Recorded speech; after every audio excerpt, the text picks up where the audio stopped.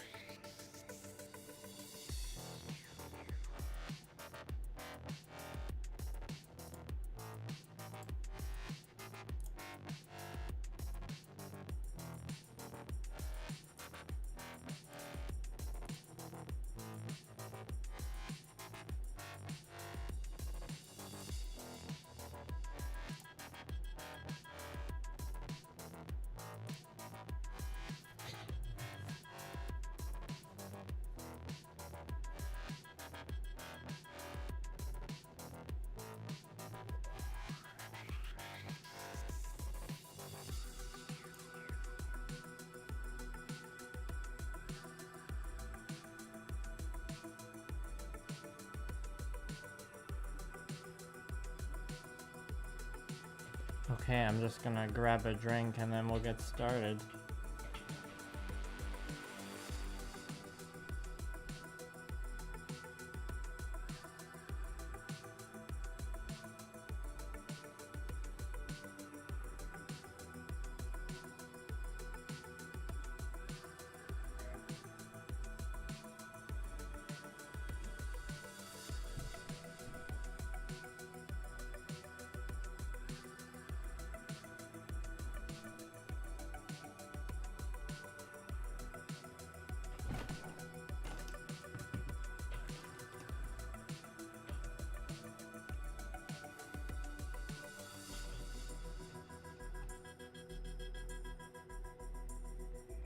Okay, let's go.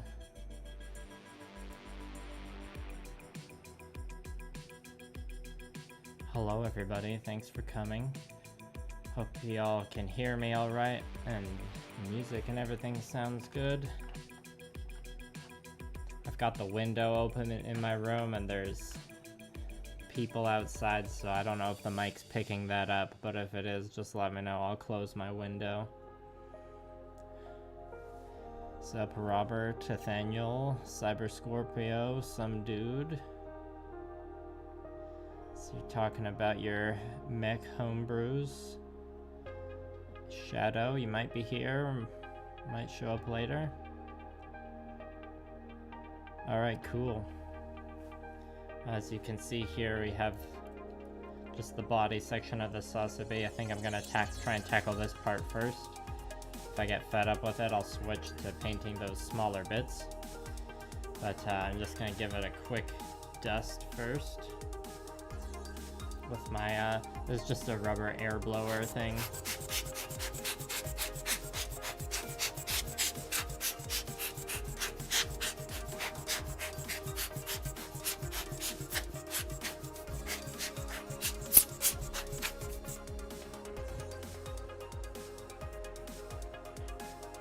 You know, always gotta fight that battle against the dust. Hello, Caleb, Jean.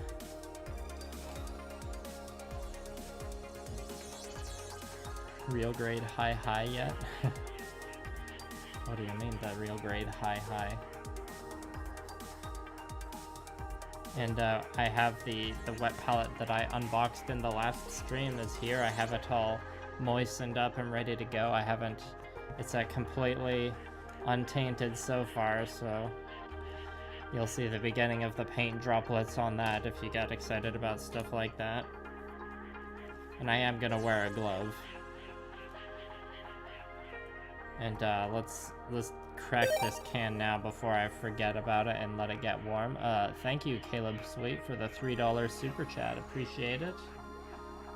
Nice little emoji there.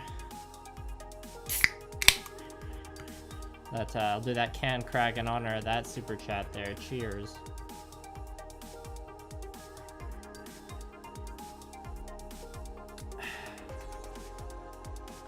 Yeah, Nathaniel, there's a good chance the hobby shops will have Vallejo paint.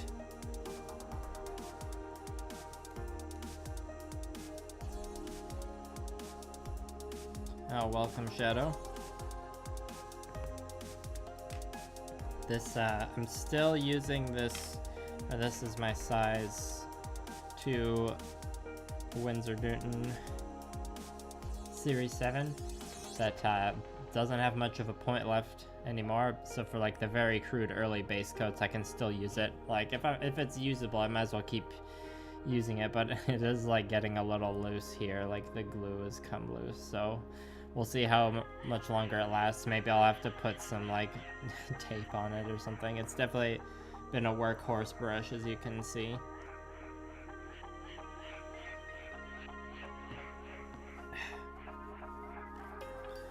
Well, let's get this glove on here. It was a glove I was airbrushing with. Maybe later on in the project I'll switch to a cleaner glove. Alright, just make sure that's not on ring. And the main color of the armor, like my other Model Mayhem style projects, this one is gonna have a secondary armor color of black, and the main armor color on this is, the base of it's gonna be this violet red. And I'm not entirely sure what the process is gonna be like yet, but we're gonna definitely mix it up into this pink. I don't know, I think, yeah, I haven't decided what the next color in it's gonna be, whether it's gonna be, or I have like that fluorescent magenta color I might use. Haven't decided yet. There's gonna be a lot of armor panels just to base coat with this though, so I need to make sure that autofocus is working alright.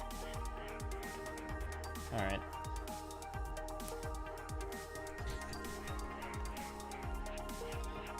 And let's just make this. Okay, I did wipe it off earlier, so it shouldn't be too wet.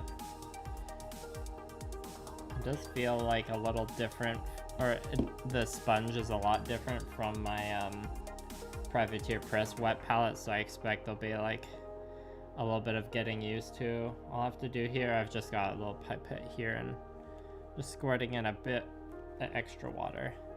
I tend to run my wet palettes wetter than they do in the instructional videos. I think that's just because of where I live. The climate's really dry. Alright.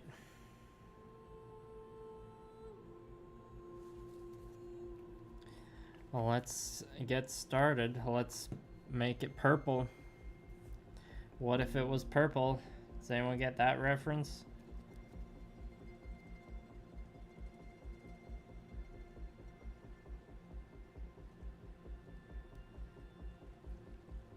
Don't need to thin it too much at the beginning here. So I'm just gonna start by painting the panels that I know, like right off the bat with my gut, that are gonna be pink, and then the rest I kind of figure out as I go, similar to how I was blocking out the metallics. And now this is where the underpainting doing the under frame with shifter paint pays off, because I just need to be careful with applying this color here, and then the shifter paint under frame can just sparkle on through, you know. I remember this Vallejo paint it's definitely a multiple coat kind of paint. But you know, there's gonna be a bunch of brush strokes on top of this with a lot of freaking gradients like I usually do. You know my deal at this point.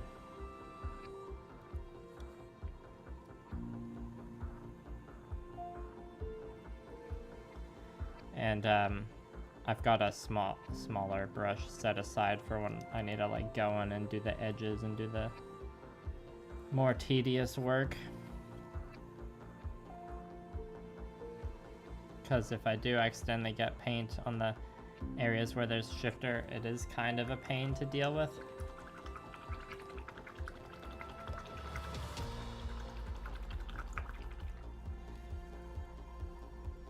Rob, I'm drinking a good old Conch Zero tonight. Let me drink it with the logo facing the camera, or I can't quite do it with my camera set up.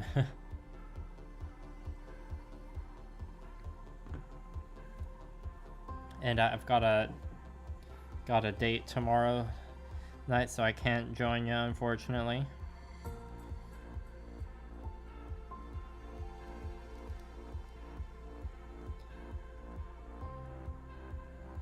Even if I didn't, I think I'd have to be editing the battle report. I think that's what most of my day is gonna be involving tomorrow, probably. We'll see. The next stream is gonna be Friday, but I'll remind you all about that again at the end, because we're gonna do another guest stream with Fiverr, so I hope you all are excited about that like I am.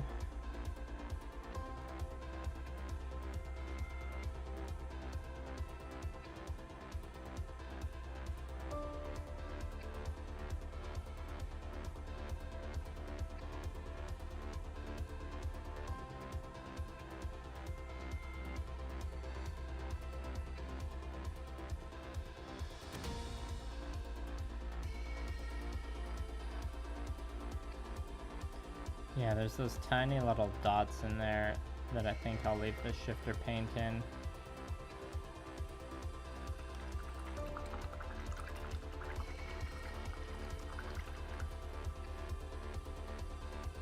So we'll save that part for when I switch to the smaller brush.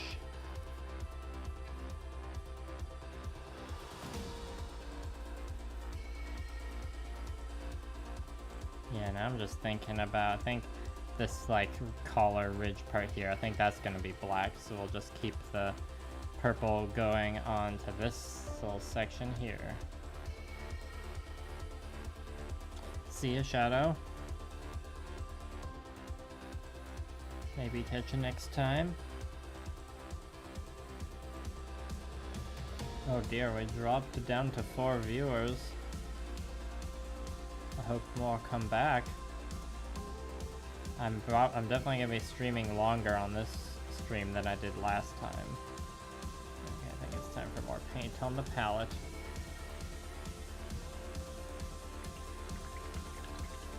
Well, thank you, SysRSRS name CT. I don't know how to pronounce your username there, but thanks. I'm enjoying painting this purple at the moment. Oh, that was a long one. Burp one. That was a strong opener. Strong opener for the burps in the stream tonight. And we're down to 2 viewers. I don't know how accurate the display I'm looking at is, or I don't know what the lag is.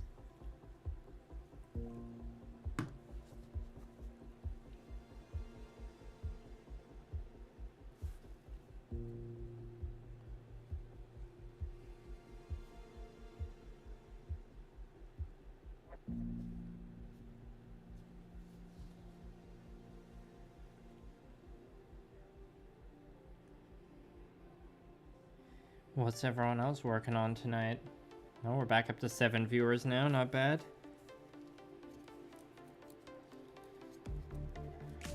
It's a little bit too much paint on the brush though.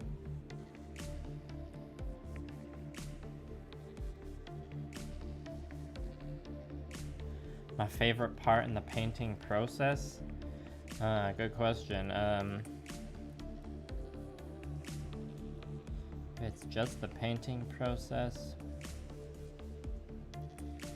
I don't know, the glazing and edge highlighting part. Yeah, this paint is a little too thin, as you can see. Oh, we got a little particle in there. We should remove that. Yeah, I think probably the stages of painting that are like after the base coat. I don't know, base coats are pretty enjoyable, but they can get annoying or boring depending.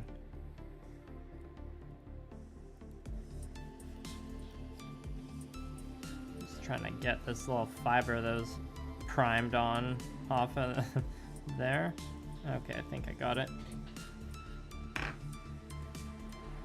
So yeah, I think probably the parts of painting where I feel the most in the zone perhaps are like in the final, or like the middle to final glazing stages and edge highlighting, where I know I feel like that's when my painting stamina lasts the longest. Oh, that hair's still on there. I didn't quite get it. I can grab it easier this time without pulling up as much paint. Come on. Oh, you can all see that's a long one there. There's more. Okay. Well, hopefully that doesn't happen too many more times. I'll just leave the tweezers out.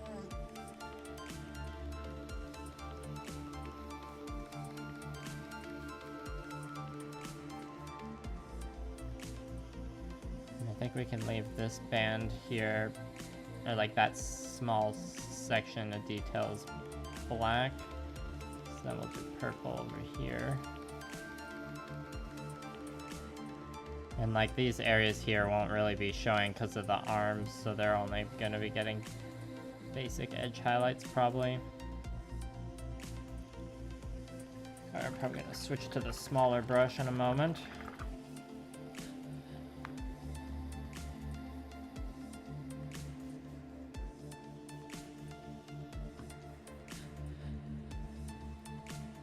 Whoops, I knocked the camera arm there. As you can see, the camera's a little closer to my head this time. Thanks, Elitris. I'm a big fan of this color as well. It doesn't like, you can see here, it's like doesn't have the thickest or the densest amount of pigment, but it's a very nice shade of purple.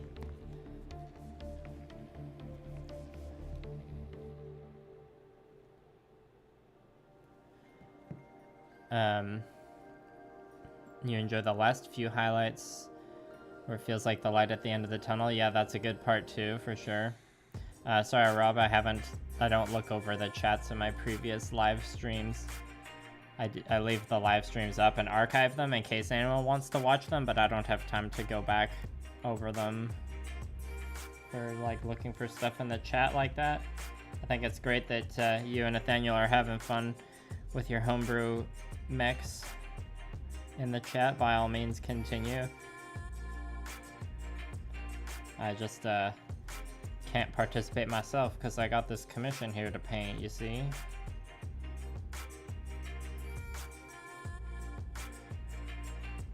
But I'm glad you and Nathaniel have connected.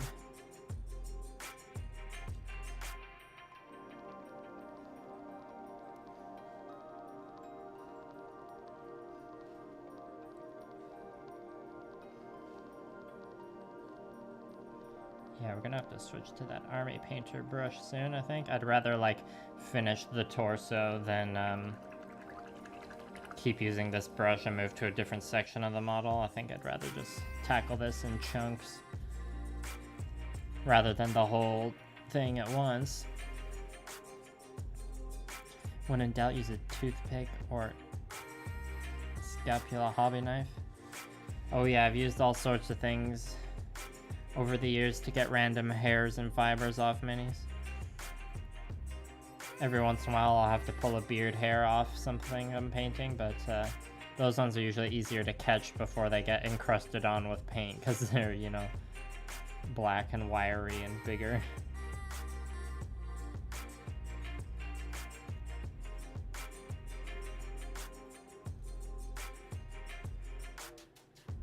Sometimes, you know, you might get a pesky eyelash or something trying to become part of your army.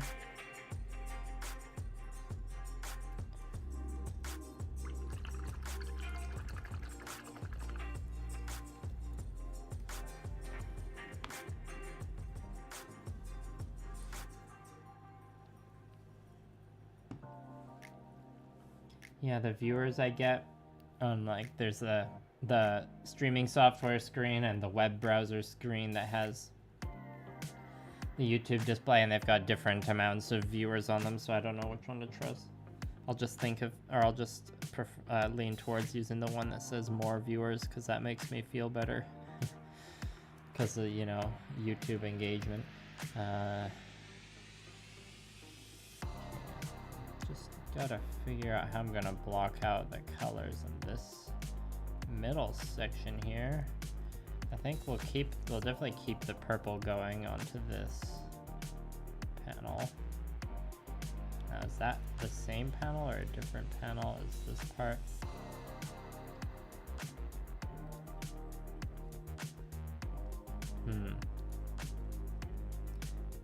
Well, we can do the other side at least.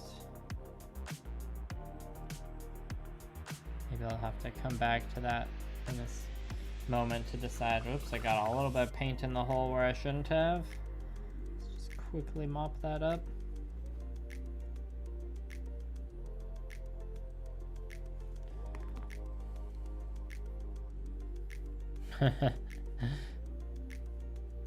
Do commissioners have to pay extra for beard hairs crusted in? I don't know. I'd have to decide on that if a client ever asked. No one's asked for that. Thankfully, it's kind of weird, but you know, they'd have to do a persuasion check on me, I guess, to convince me. I don't know how much extra I'd charge for that. Burp too.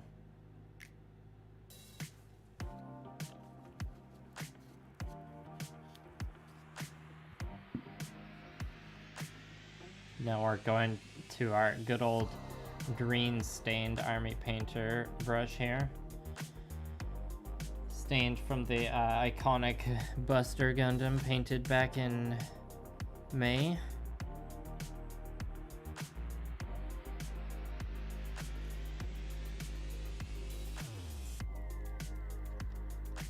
Okay, let's just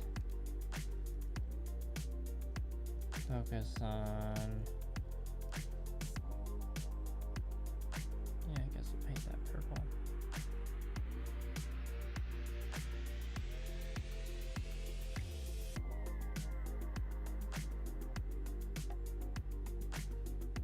Just getting one panel done at a time. Don't want to overwhelm myself with the color blocking choices like what happened with the metallics.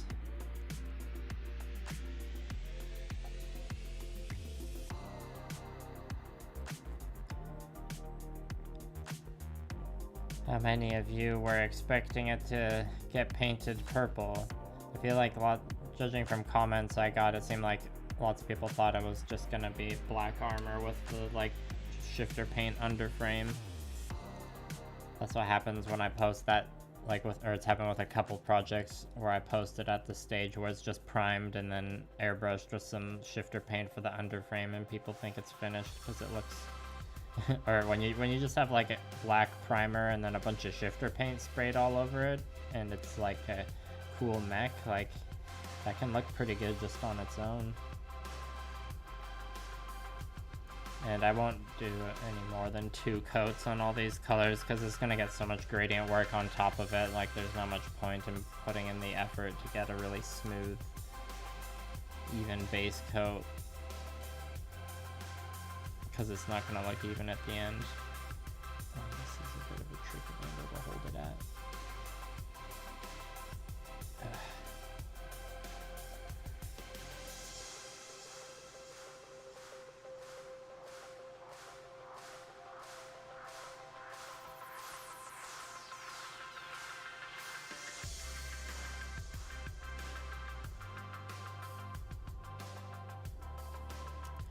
Wonder what this brush will look like after this project when it gets stained purple after getting stained green.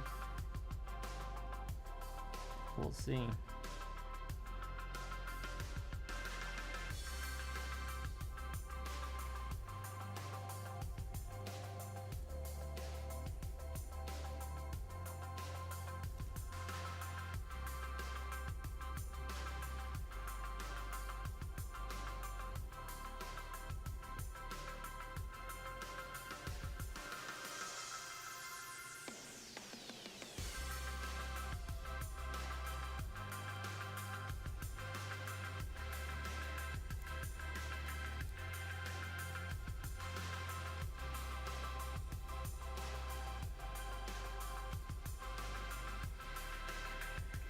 Whew.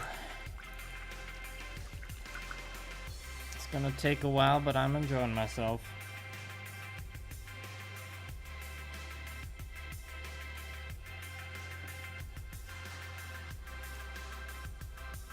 At least with streams I don't have to worry about remembering to log my hours because time my hours because the stream, I can just look at the length of the stream and be like, okay, that's how long I was painting for. I spent too many years not tracking my painting hours that I don't have it built in as a good habit to just always write down my hours when I'm painting something.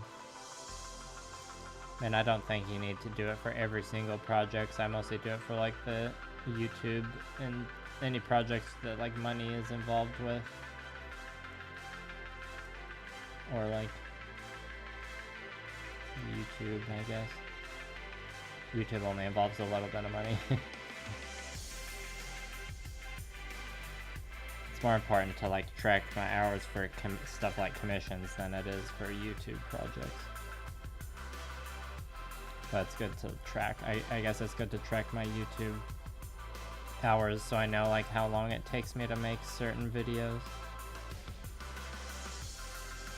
Like it'll be important to track how long it takes me to edit the battle report. So I know so I have an idea of how long it'll take if I decide to do another one.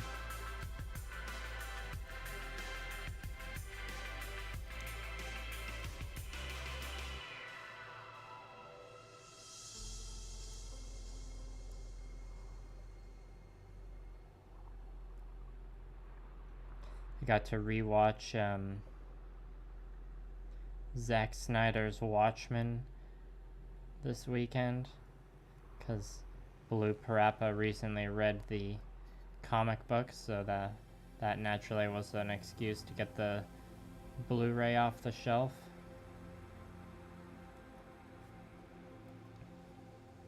It's very much a movie from 2009, but I still think it holds up all right. It's not a perfect adaptation. Obviously, it's pretty hard to adapt Watchmen, but I think it's still an entertaining movie.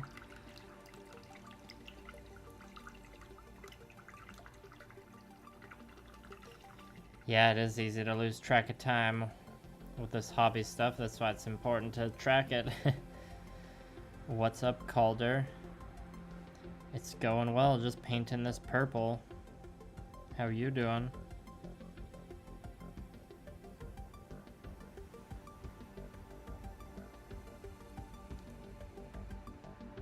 Gotta make sure I don't touch wet paint with my pinky.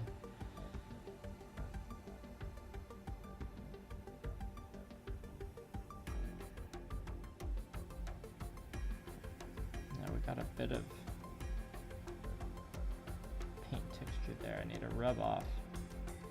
Yeah, it looks like I was able to get it. Oh, there's a bit more there. Some problems you can have with Vallejo sometimes. Not just Vallejo.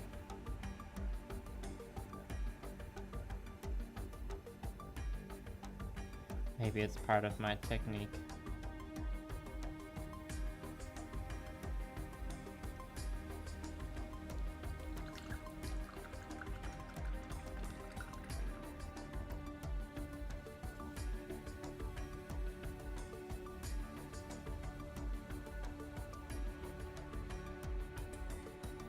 Anyone else working on any model mayhem tonight?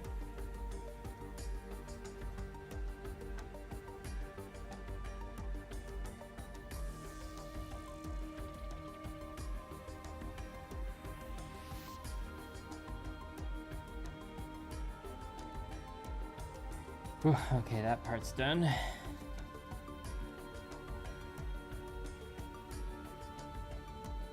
was a little tricky. As you can see, it's a little tricky down here to like get good coverage with this particular paint. So if you put it on too thick, you get some texture showing up. There'll be a bunch of edge highlighting going on, and you know, gradients of course in this area. So, well, and especially this area I'm painting right at this moment is going to be very covered by the arm and shoulder pad, so it doesn't really matter that much.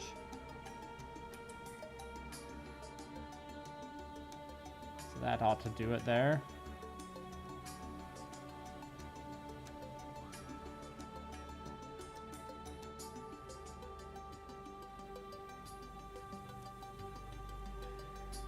Just finish this top bit and then I'll catch up on the chat.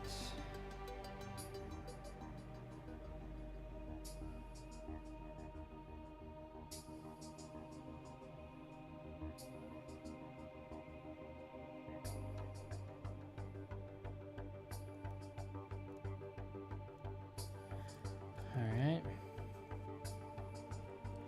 You hated using their gloss black Vallejo? Yeah, I think I remember using a Vallejo. I think it was... I can't remember if it was their game color black or their model color black, but one of them's probably glossy and one of them isn't. I like Vallejo Surface Primer black. I don't like Army Painter black that much. Privateer Press black is really good, but I'm all out of it right now.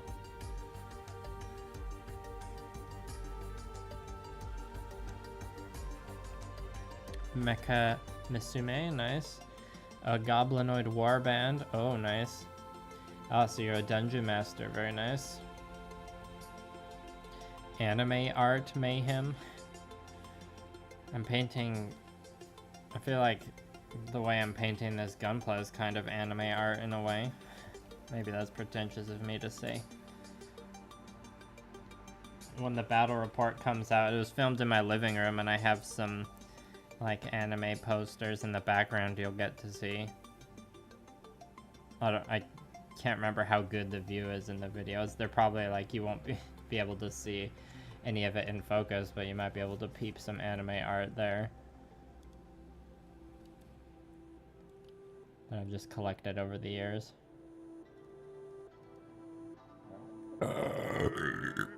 Burp 3? I feel like if all the burps tonight have been solid so far.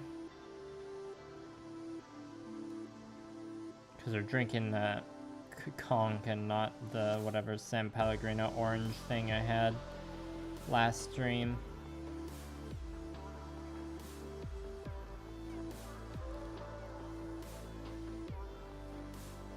What's the project you're working on, Cyber Scorpio?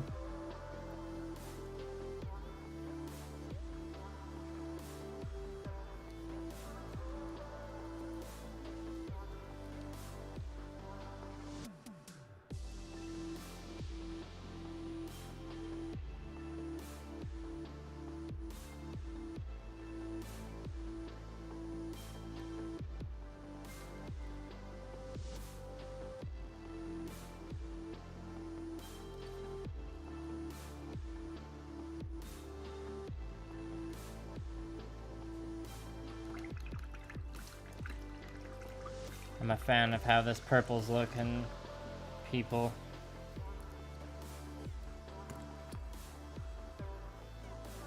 No, I don't break the kit all the way down for paint when I'm doing the hand painting style Calder.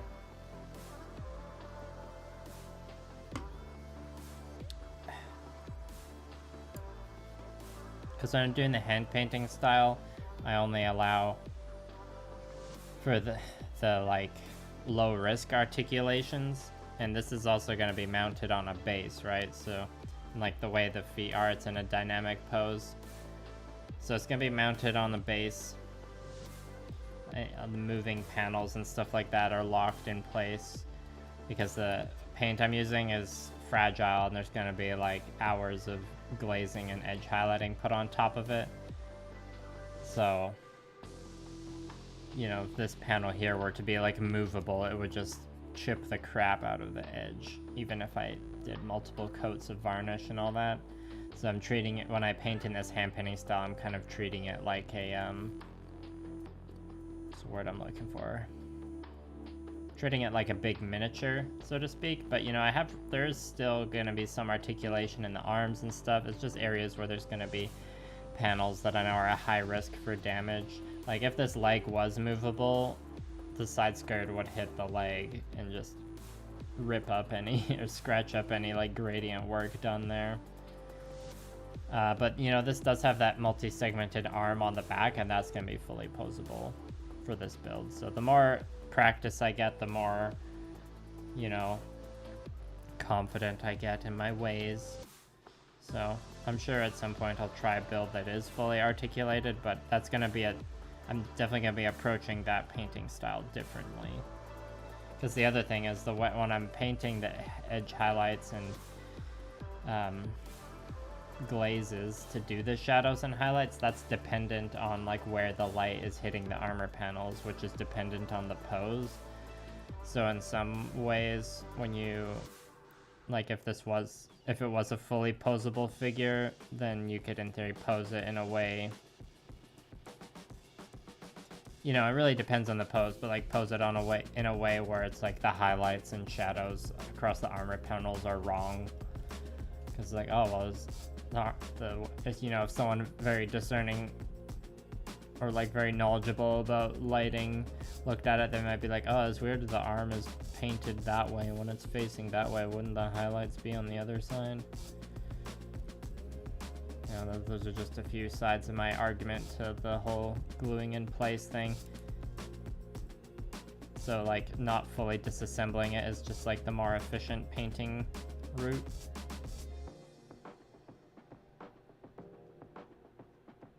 But I guess the TLDR of that is just like painting it like a miniature.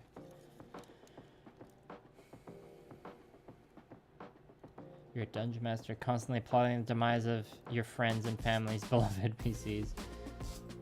I'm a dungeon master too, as a matter of fact. I don't know if I'm always planning my players' demise, but you know, to each their own. Yes, like a good old swarm of nids to paint. I'm sure that was fun. I have a swarm of Conquest Last Argument of Kings minis I need to paint. Oh, I've got multiple swarms of minis from multiple games I need to paint. That's just the miniature painter life right there. I'm sure some of you can relate.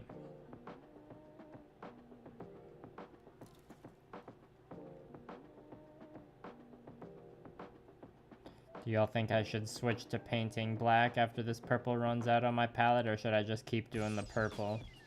Because there's a lot of purple to do.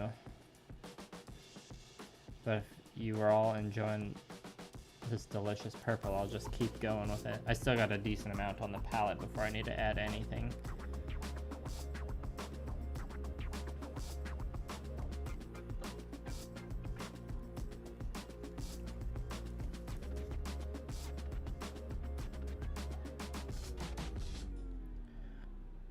Tricky part. That was a slight mistake there. Paint was a little too runny. Let's mop that up, shall we?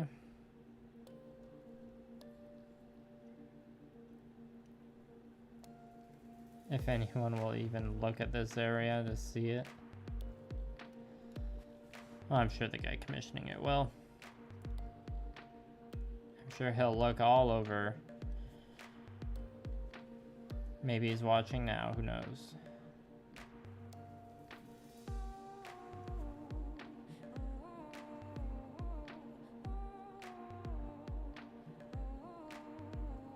I will catch up on the chat momentarily. I'm just almost done this section of the torso.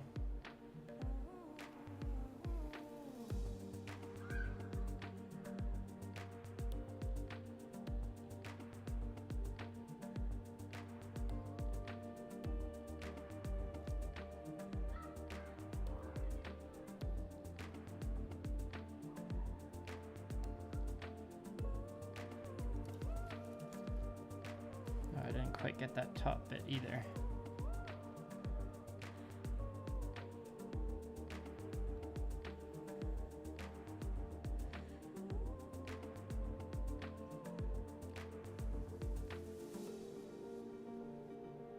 All right.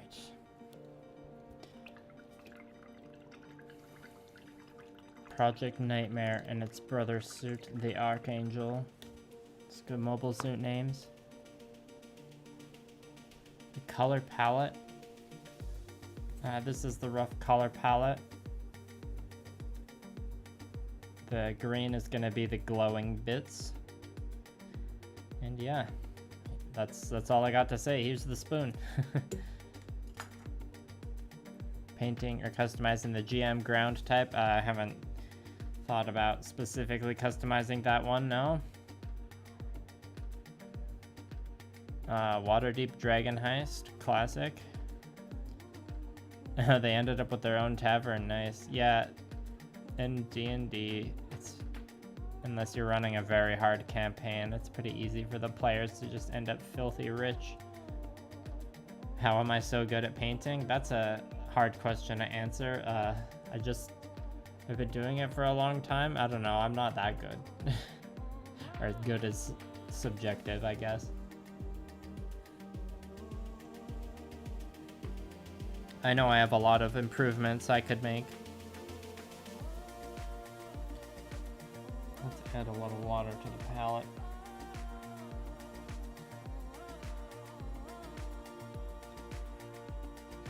I am enjoying having 2 wet palettes now. So if I want to paint the other work in progress stuff I got, I can just start up a different palette. I don't have to worry about this one getting, you know, messed up or like messing up the palette shots I do at the end of projects.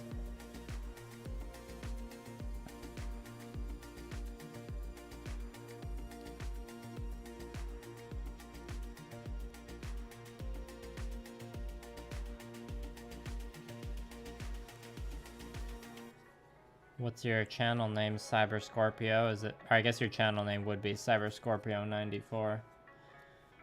I'll try to remember to watch one of your little shorts there. If it's a short, that's not too much to ask, I guess. I'm not gonna watch it right now, though. I'm a little busy painting. Okay, yeah, now I gotta figure out... Well, I guess I could finish this bottom panel here before I decide the next blocking spot. That's burp 4, I believe. Okay, yeah, let's just get in here.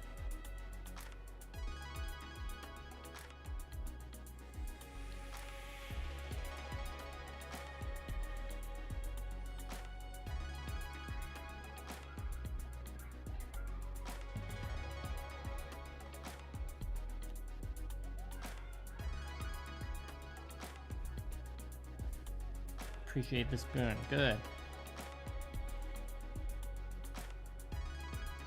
Well, I appreciate you watching me progress.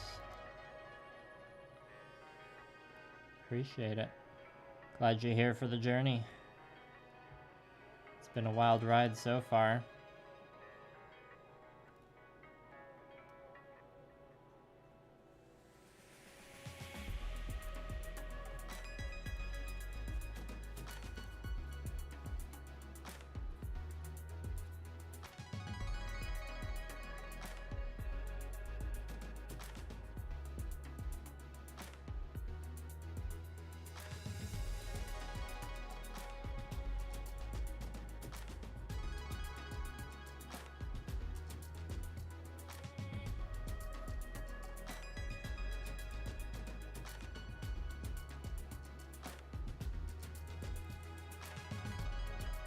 That looks pretty cool with the shifter paint on the inside there.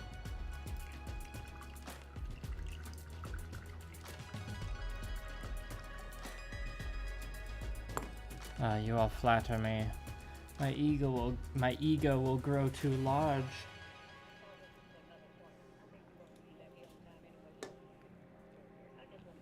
I gotta drink the Coke at a weird angle because of the camera being close to my face. Oh, well, good luck with your own mini-style painting, Calder.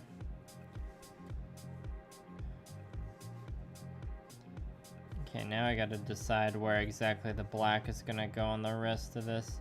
I could leave some of these, like these abs, I guess you would call those ab pieces. I think those gotta stay shifter paint, just because I don't want to get in there with the brush.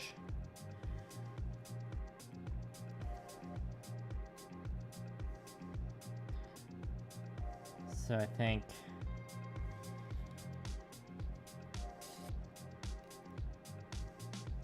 so I think maybe we'll paint over this part with black, because well, this like, I don't remember what this part's called, but the part that's got the kind of light cannon in the middle here, this part on the edge, I'm gonna do black.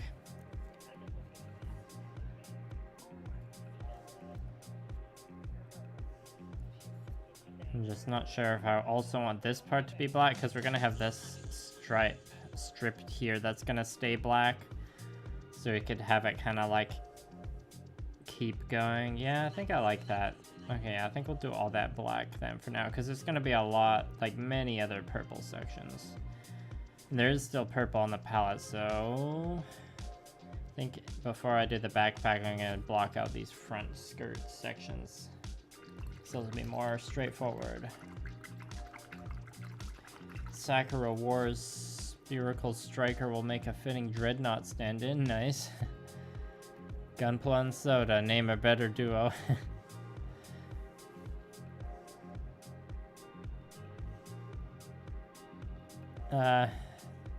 In US dollars, I don't know, probably somewhere between $20 and $30.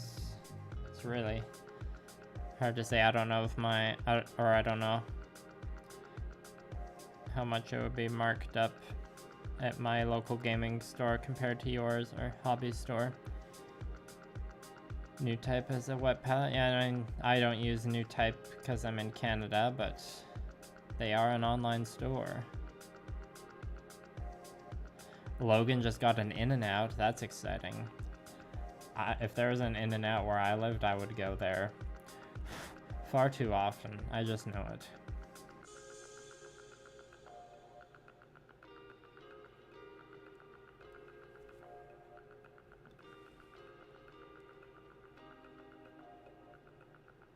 I think I'm gonna switch to black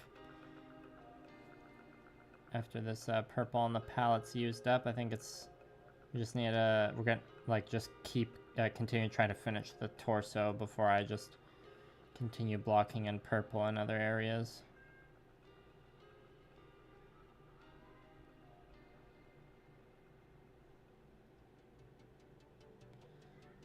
And I kind of forgot about that larger brush that I had with me.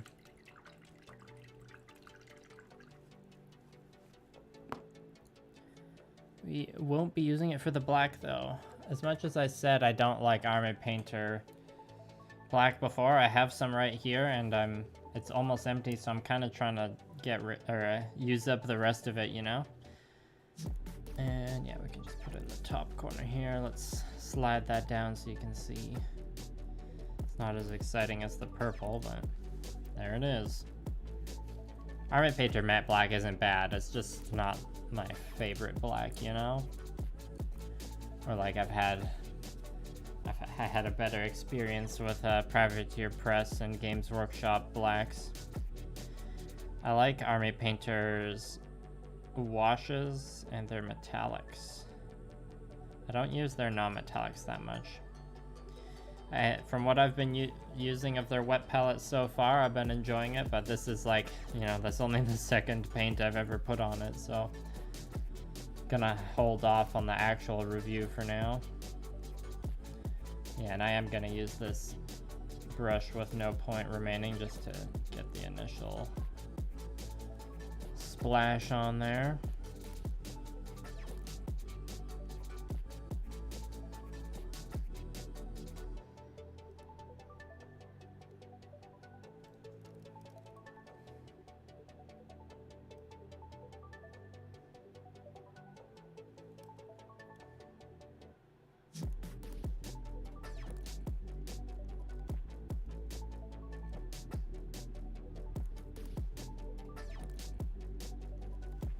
Oh yeah, and definitely down here where we put some purple on, we need a bit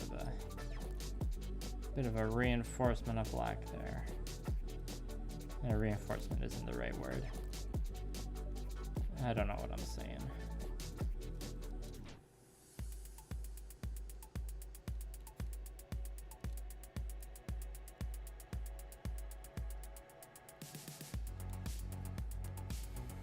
It is nice to have all that shifter paint sprayed on the underframe already. Ready to go. Should just paint around it.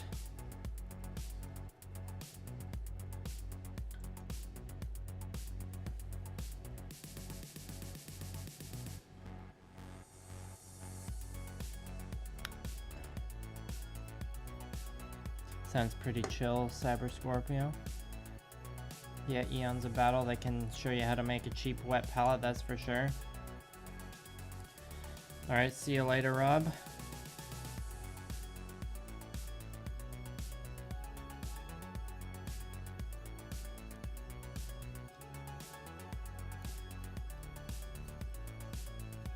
Alright, now the stripe in the middle here is going to be a little tricky to get to. This is where you see the cons of painting in this style.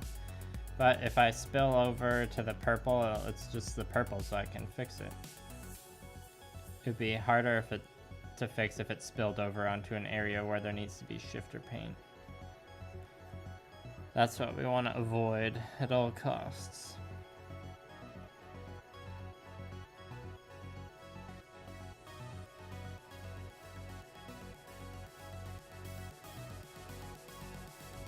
Alright, so far so good.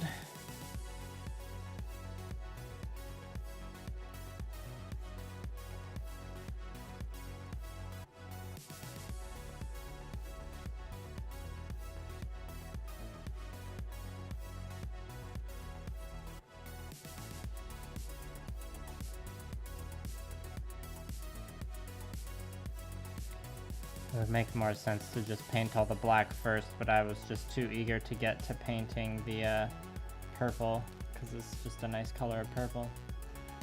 So that's the main reason why I started with that, I guess.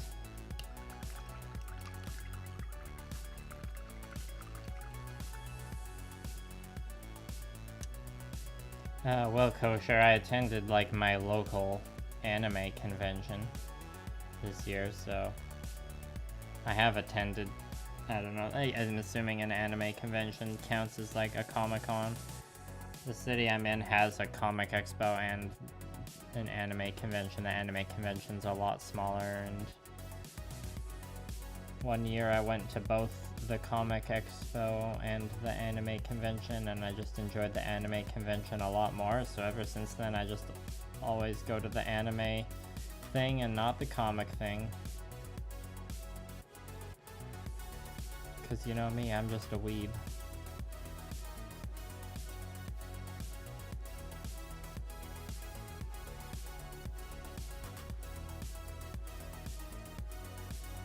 Is if I got like YouTube famous or something and started getting inviting to cons, that would be pretty crazy. Depends on where I get invited to, whether I go, I guess.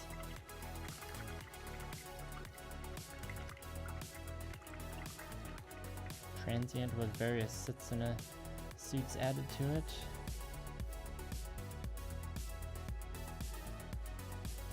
Original Gundam Gunpla.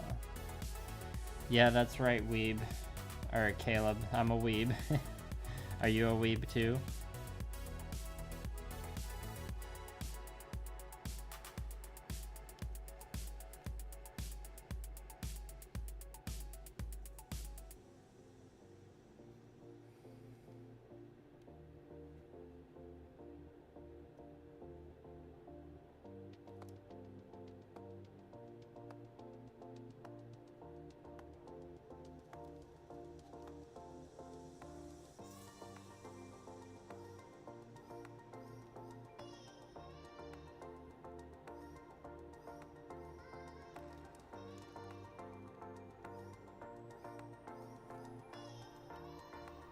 Yeah, these are some tricky areas to get into, if I do say so.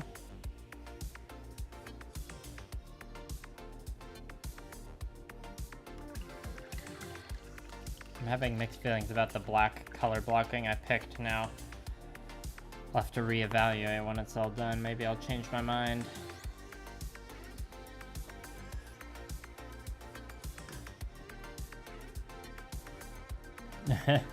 An otaku.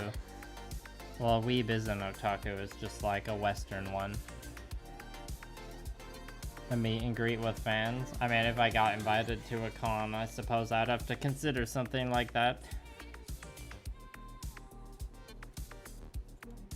One person at like the anime convention in my area like recognized me and said hello, so that wasn't, I didn't organize a meet and greet or anything though. I don't think I'm big enough for that. You're a weed fan for Gundam.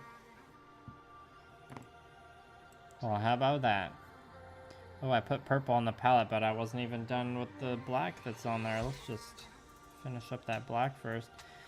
Top 3 animes of all time? Oh, that's a hard one.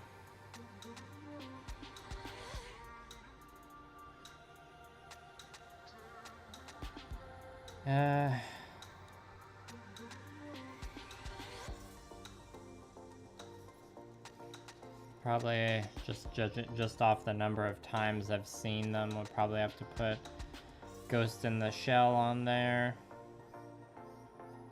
And also Evangelion and Berserk. It feels bad cutting out all the other ones out of those, though, if it's a top 3, but it's probably what I'd have to say. What about you?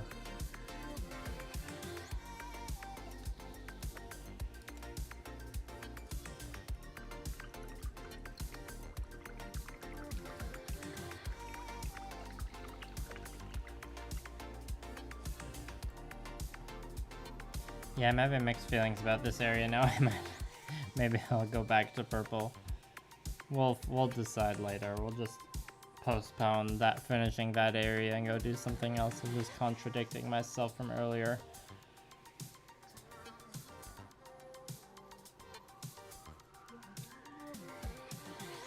This area is for sure gonna be black though.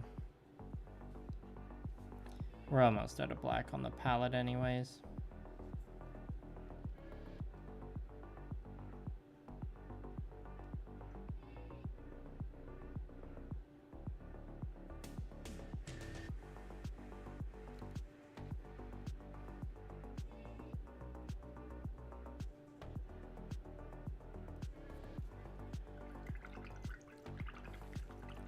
Do I play Mobile Suit Operation 2? No, I want to. It's on my wish list on Steam, but it's not out on Steam yet, and don't know when it's coming out.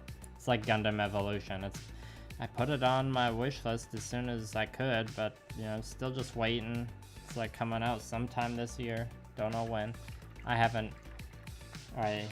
been like purposely avoiding applying for like the network tests or whatever, because like I know I would just get too distracted by it. Yeah, I mean, if you're watching my stream, you're probably some kind of nerd, and it's a nerd safe space here.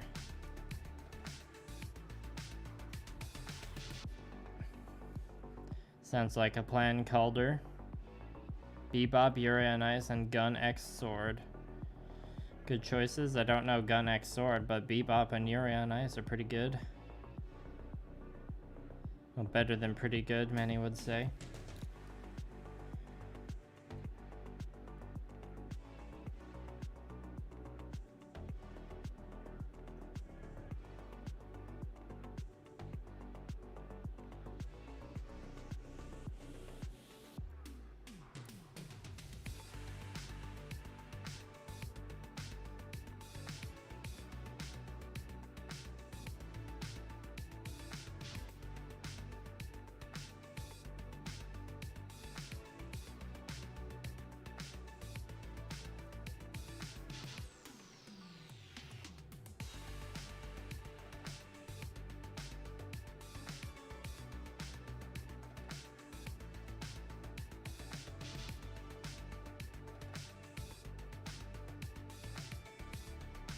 Paint's a little thin. Too thin, you could say. Maybe it's just the unwieldy brush with barely a tip that I'm still trying to do work with.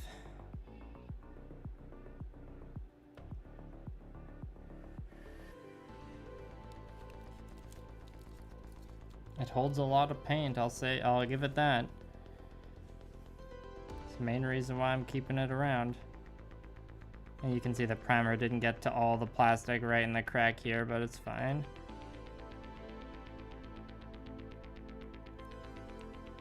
You can still paint it.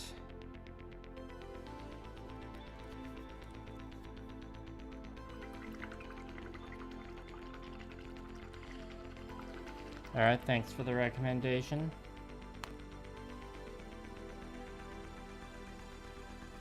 Yeah, we broke an hour. What am I gonna call this? I don't know, good question. I mean, I'll probably leave that to the person commissioning it. Maybe I'll come up with some name suggestions for them. I haven't thought of a good name that fits yet, though. Does anyone in chat have good name ideas? I know the name for Vidarba Toast came from the chat on a live stream.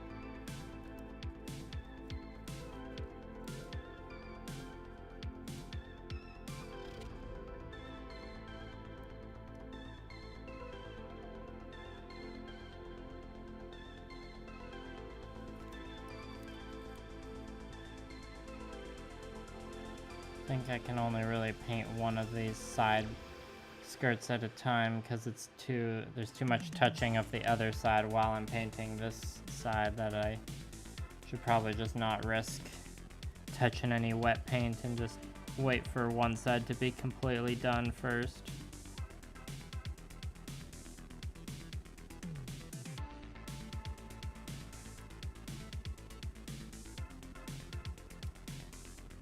And probably a lot of the metallics could use like another coat on them just to look a bit more even, but I figured there was a chance I would make some mistakes and get non-metallic paint on them when I'm doing this base coat stage that I'm doing right now, so I figured I could clean up the metallics later.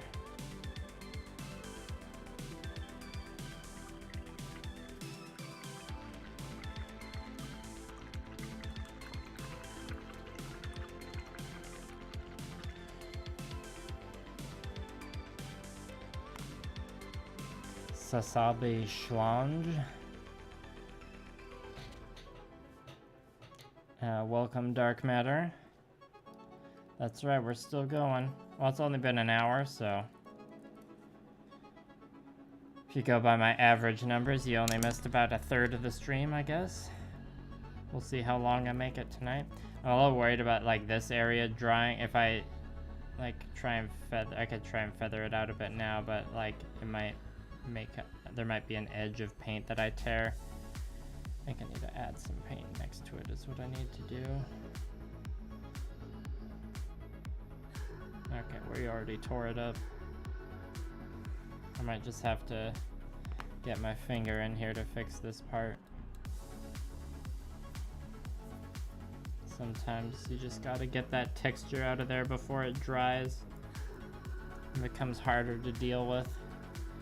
Sanic Sazabi.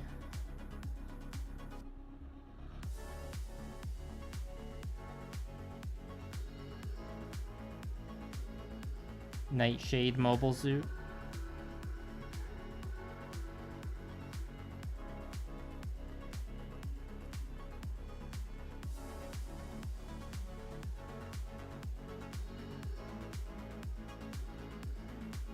Yeah, that area is going to be a little bit of a pain to fix, or by pain I mean it's going to take just a few more coats than usual to get to look proper. The Verka is a bit of a brick. I would struggle to find room on my shelf for that. That's why I'm selling some models on Instagram. Check out my highlights if you want to see what I'm getting rid of. I need more shelf space.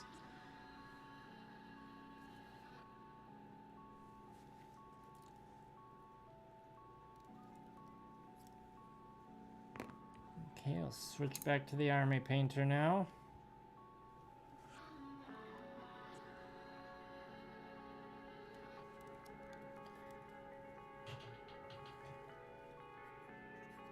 Oh, it means snake. Midnight Memory. Makes me think of the Vaporwave song title.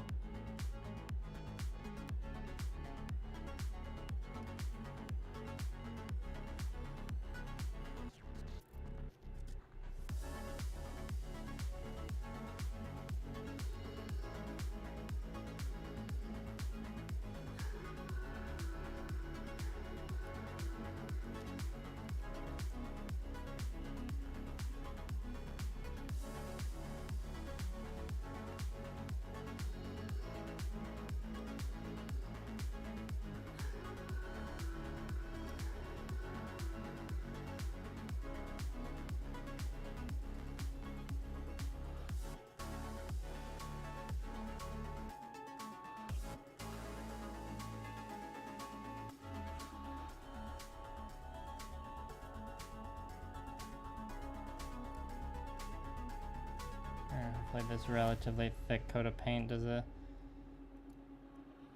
decent enough job here.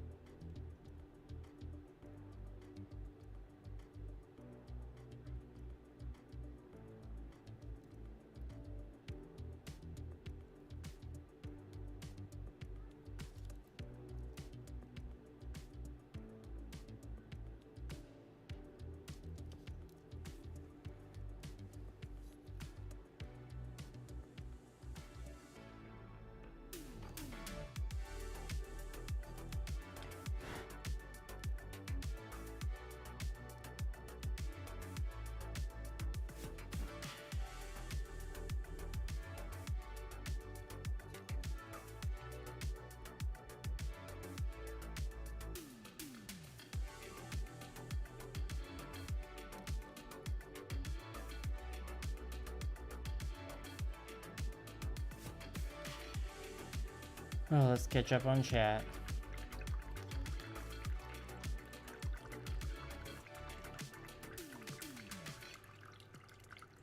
Soroko Sasabirin. Welcome back. My thinning medium. Right now my thinning medium is just water. It's just Brita filter water. Emerge resonance.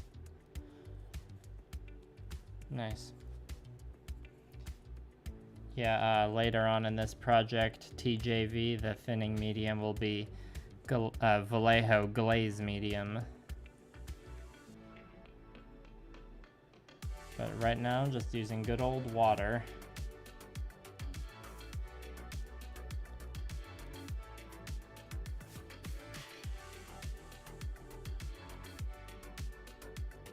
Because I only need to thin it a bit at this stage because it's base coats.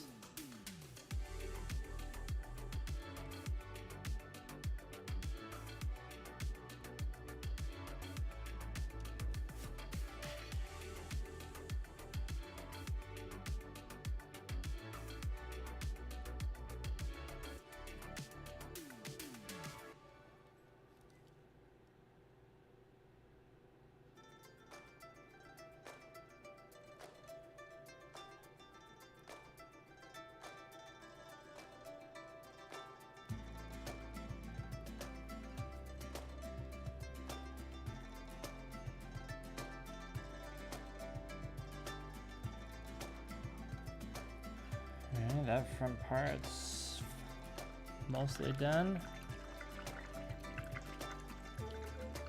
New type or whatever they are. Yeah, I don't know what they're called in Seed. There's probably something that's, you know, vaguely like a new type thing in Seed. I haven't seen it.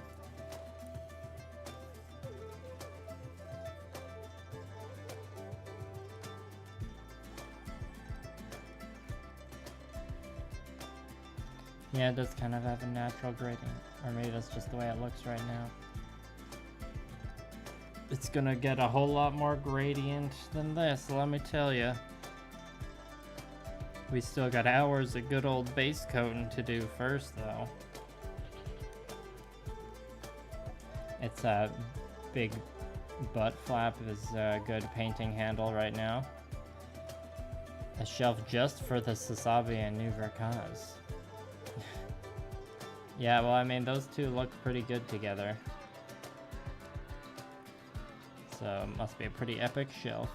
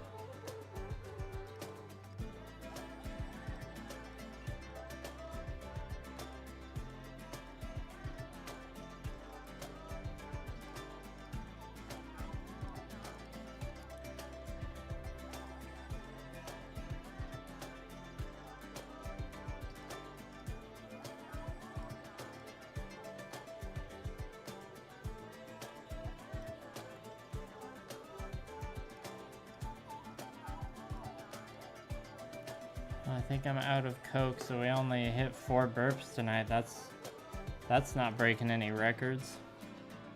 Too bad.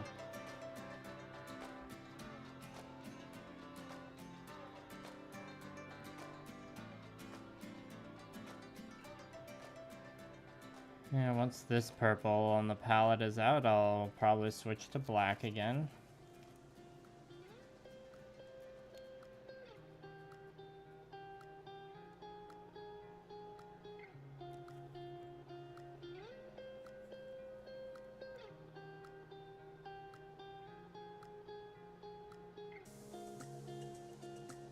You can see there's still some movement that happens in these front waist flaps. I don't always fully lock it in place, sometimes just because if I pour too much glue into the area, glue can seep into undesirable areas and cause plastic to crack apart. Oh, would you look at that? Otaku Builder donated $5 through the super chat. Thank you very much, James. Appreciate it. Thanks for checking out the stream. I'm a purple boy.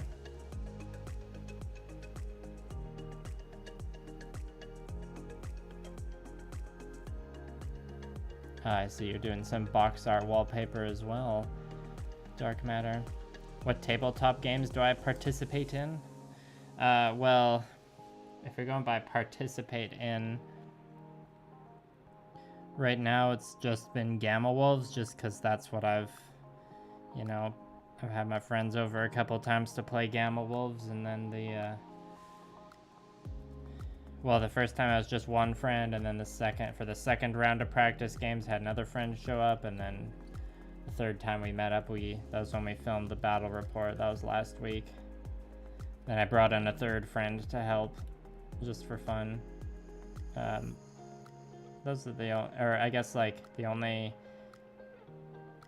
tabletop game I participated in from 2020 onward was Dungeons and Dragons, because I was able to play it online.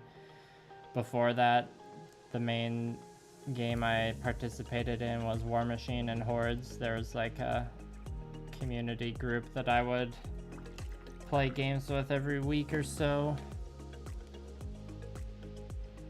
And a D&D as well. I have D&D going on a lot of the time. I just finished a game recently though, so I don't have any games going on right now. And then like the occasional like one-off board game night.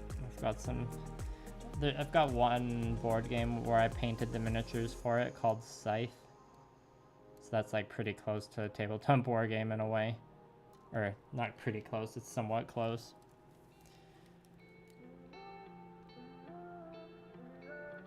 Another challenge? You mean like a painting challenge? Like the one I did with my Scorn, like way back in 2020?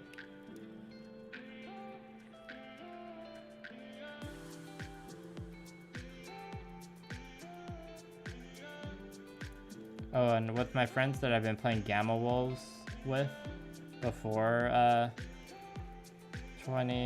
before like March 2020, you know, we were playing a decent amount of Warhammer 40k Kill Team.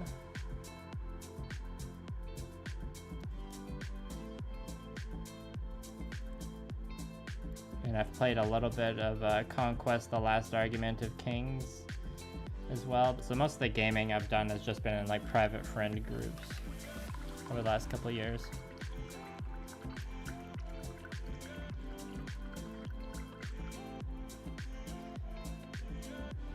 See ya, Dark Matter. Yeah, that's right, Caleb. I do play Scythe. I have one of the expansions, the one with the airships. That's painted too. Kitbash change. Oh, Kitbash challenge. You mean like the one I did with... I mean, I have videos planned with various gimmicks that could be considered a kind of challenge, I suppose. So I'm sure you'll see something kind of along those similar lines, or, you know, one day I want to do one of those long painting challenges where you try and do like an army box in 24 hours, like, you know, that Goobertown's done a couple of. But that I really need to find like the appropriate, the timing has to be just right, because then I can't have any like obligations that'll drag me away from the painting marathon, and I need to be able to like have time to recover after it is over, and like have a bunch of meals prepared beforehand so I can just paint non-stop. You know, I'll probably be nice to myself and allow myself to take like a 6-hour break to sleep or something.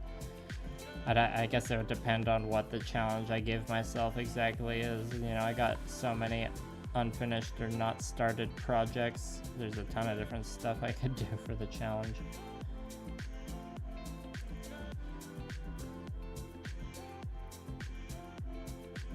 Otaku Builder, if you're still here, I've been enjoying your Star Trek whips on the social medias. Keep it up. Some very daunting LED work.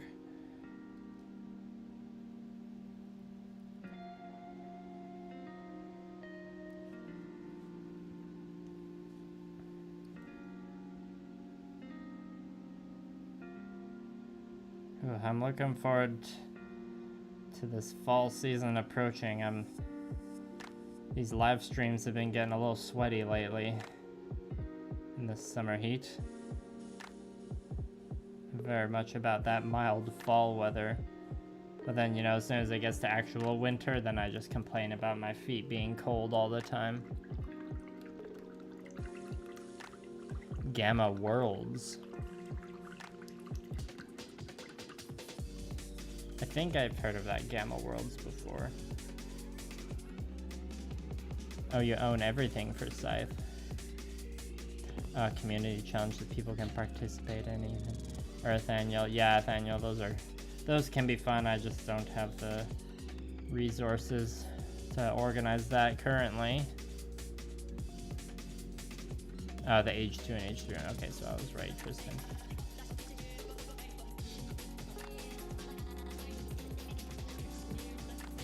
Yeah, Caleb, I'd say Scythe is one of my favorite board games too. You know, it's hard to beat that art direction, you know?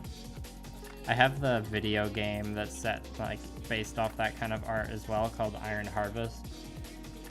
I don't know if you know that game, but it's kind of like an RTS set in the Scythe universe. It's pretty good.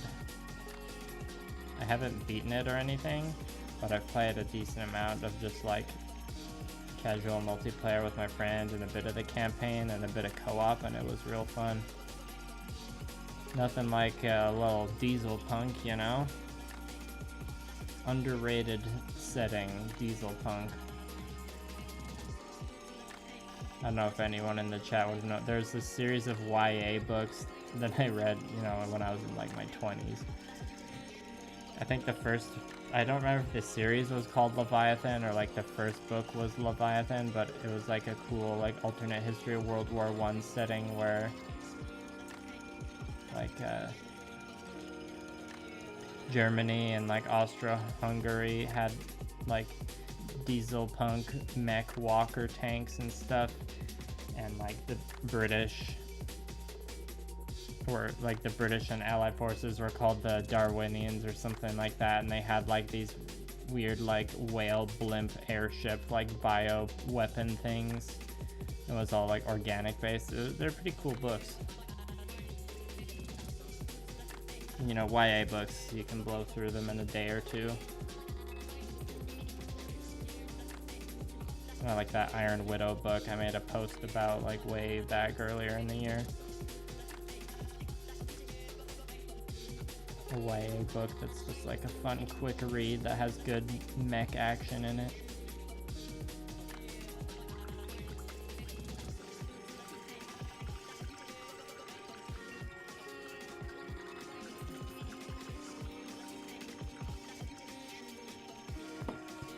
Yeah, Tristan, I don't have any videos planned currently that are in like the same or similar format to that Age Kitbash video.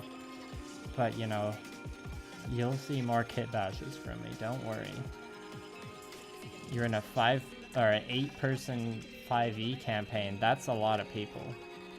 I've DM'd a game for like maybe 6 or 7 people once, and it was too much. A Pathfinder 2 campaign. Yeah, I mean, I played, my introduction to D&D was 3.5 D&D. For what I know, that's not that far off from Pathfinder. Yeah, I bought my friend that Scythe art book for Christmas one year, actually. So I flipped through it, it's really nice.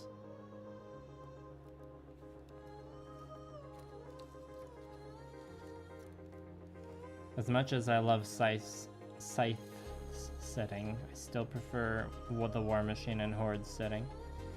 I mean, it's hard to compare the two. War Machine and Hordes is a lot more flushed out, but Scythe, in terms of like just being a stylish board game, it's just a great time. It's a stylish board game that's also very like well designed and replayable.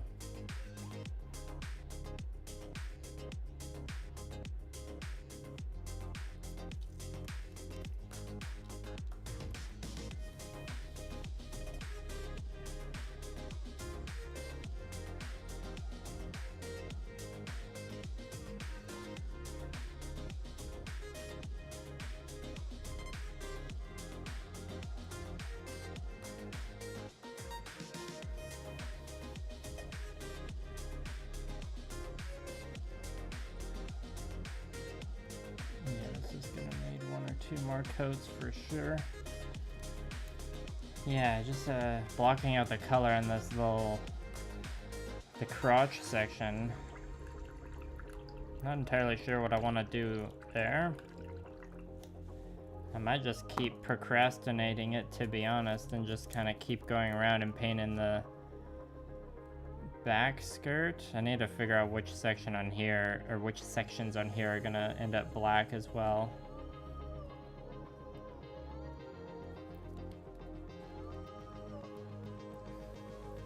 Let's just go ahead and add a bit more purple to the palette. I think we're just gonna keep going on the purple train. For now, let's just re-moisten the palette.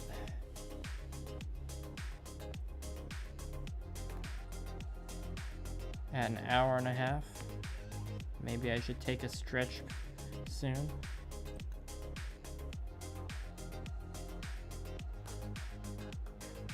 Go shove some potato chips in my mouth in the other room.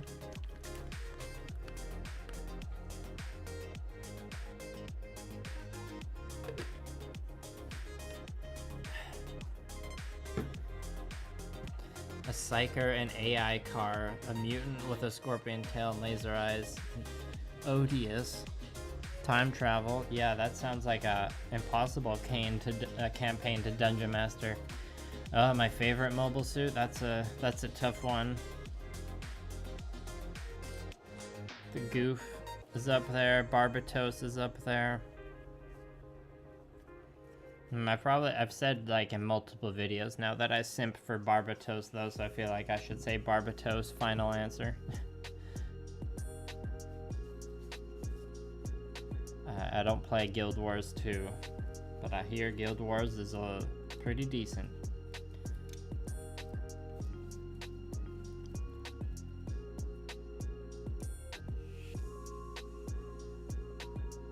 Yeah, let's work on the butt flap, not the backpack yet. Actually, no, I'll need to keep hanging on to the butt flap, so we should do the backpack first, actually. We just need to figure out what colors are gonna go where. Which is gonna be a bit of a process. I think we'll do all that purple.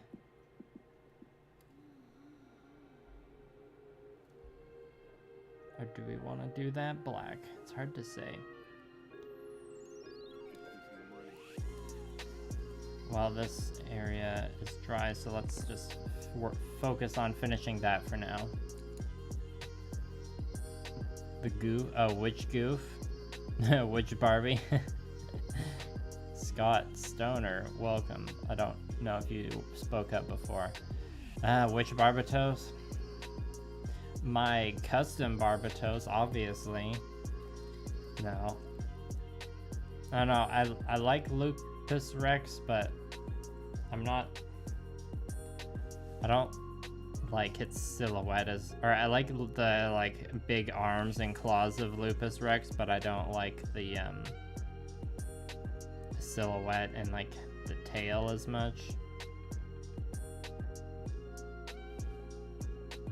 Maybe like put Lupus Rex's head on just Barbatos Lupus's body, perhaps. But I don't like the sword that Barbatos Lupus has. And which goof? Rambarel's goof, obviously.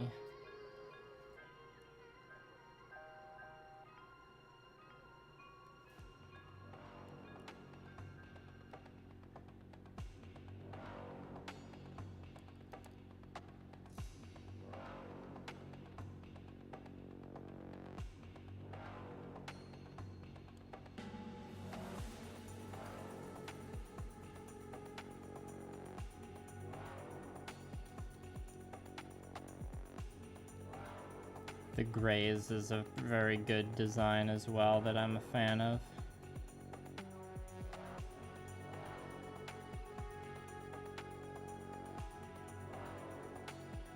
Oh, sorry, the camera wasn't in focus there.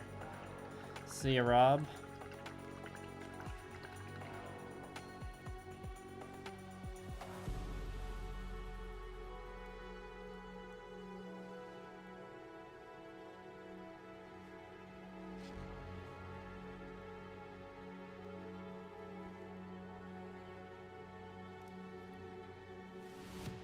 I know there's the goof and build fighters. There's the goof and the 8th MS team. Oh, there's a few different goofs in that one, I guess. There's the original goof. I guess those are the main ones I know of. I guess the ones in the 8th MS team as well. The goof custom and the goof flight type. Is this a quiz now? Nolvadex 100 grays. I don't know what the Nolvadex is, but I could have fun with a 100 grays.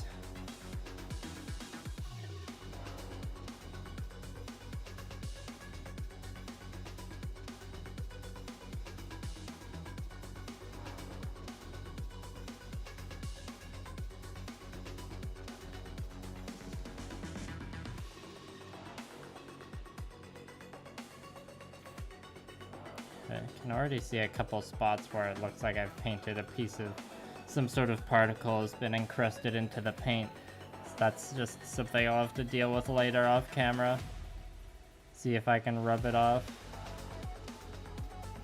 See how bad it is, see if I'll need to repair paint or not. It happens. It's happened on like every project.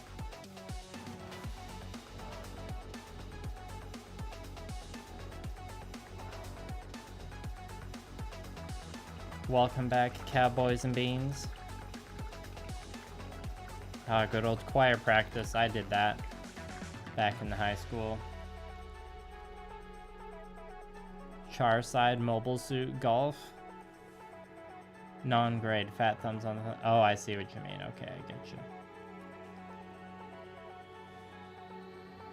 I mean, I haven't I'm not like, I don't know Gunpla or Gundams as well as I know War Machine and Horde, so I wasn't expecting to know every single goof. War Machine and Hordes, or Warhammer for that matter.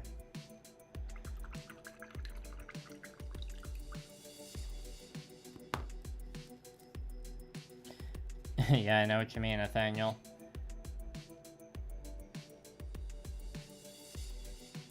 You brought in a backup character and they personally shot down the boss fight. That must have felt nice. Yeah, now I need to decide. I think we gotta repaint this section to purple now. So that's gonna be purple.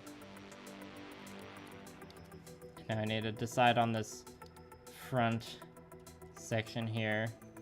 Do this like section of the armor black. We'll have to get in there and get a little spicy with the brush into those recesses. Do we also paint this section that kind of sticks up purple though? Good question. Don't have to decide quite yet, because we can do here and here while we're thinking about it.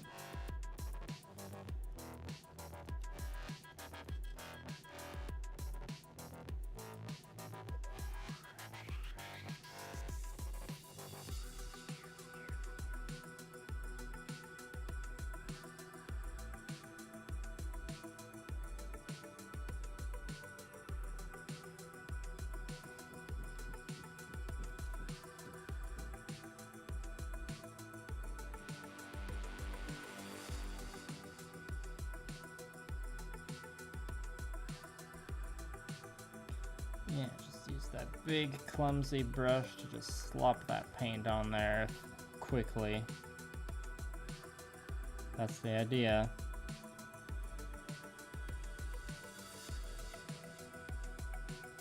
It's a little, sometimes it feels like I'm being too risky, but hasn't stopped me yet.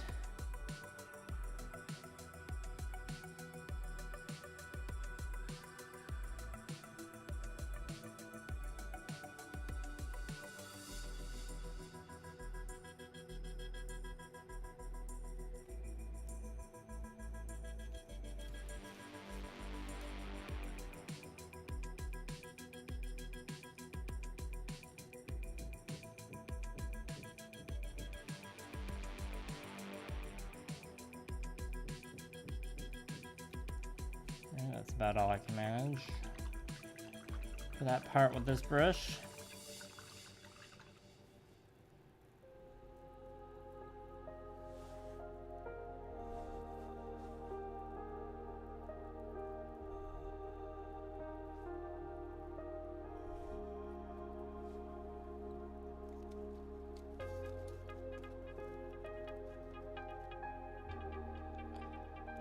Yeah, we're just gonna paint over this again, which is fine. Got a little bit of a bubble there.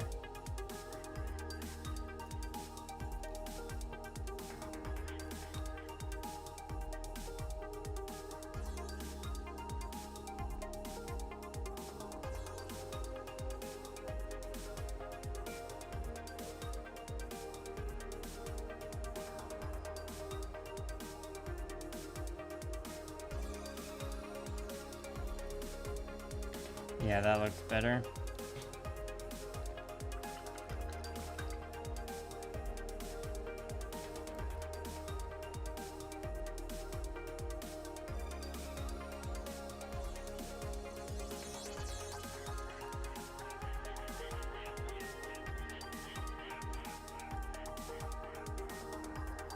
Yeah, I'm just seeing if there's like where the line is where I could like stop painting the purple, because this area here has some shifter paint.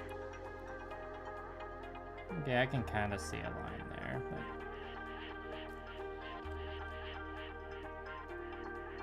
there's a few different spots it could be.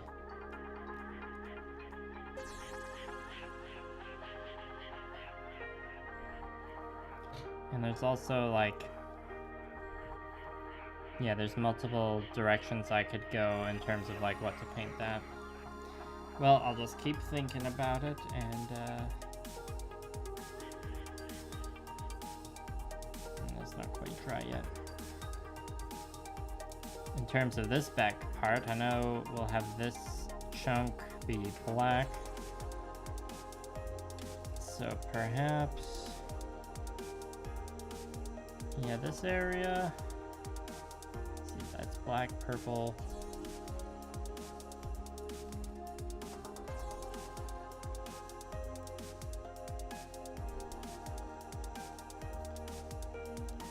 And then I think we're gonna have the top ridge of the mechanical arm get the purple color and the bottom part get black. Yeah, that's what we're doing there. Okay, so I think we'll do this all black. So then we'll do this. And that doesn't necessarily make sense though. Sorry, I'm just all waffling with my color choices here, people. Well, this is dry enough. I can get back to it. Maybe I'll need to switch to painting an arm piece or something to clear my head from the color blocking on this. Or I could also start working on the thighs, because those are definitely going to take... These are definitely some thick thighs. They're going to save some lives, but they're also going to take multiple coats of paint. I mean, the Sazabi's got thick thighs, but it's got more... It's more the, like, bell-bottom armor that draws the attention. The big, broad shoulders. Maybe the thighs aren't super thick, they're just, like, curvy.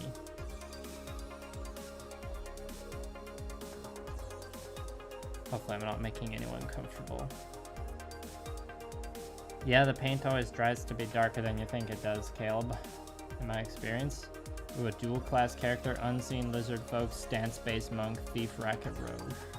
That sounds like a fun character.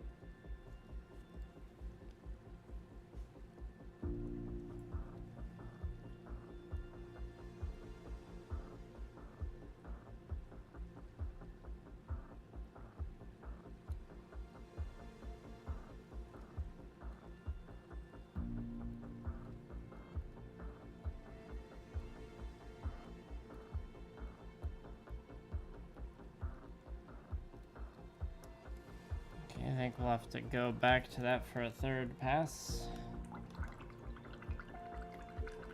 You could listen to me go on about the Sazabi thickness all night? Alright. Reassurance. Paint some on the knee. Oh, well, maybe we'll get to the knee after we do some thighs. I like to, you know, go in a direction, you see.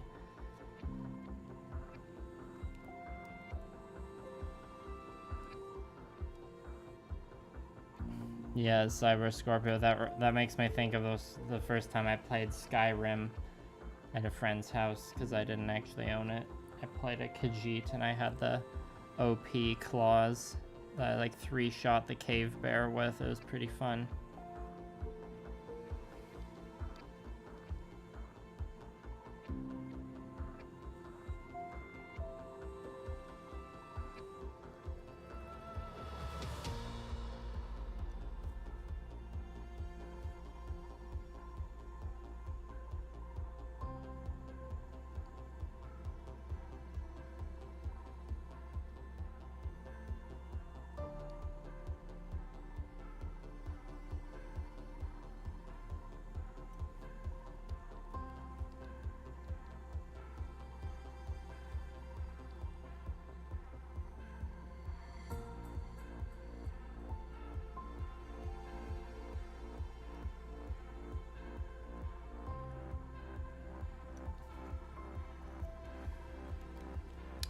That's looking much better with that part purple. What was I thinking earlier?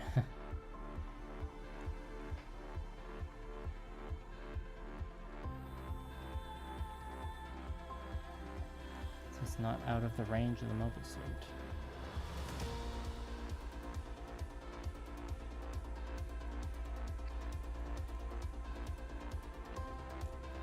Are you saying bye like you're leaving, Tristan? If so, thanks for coming.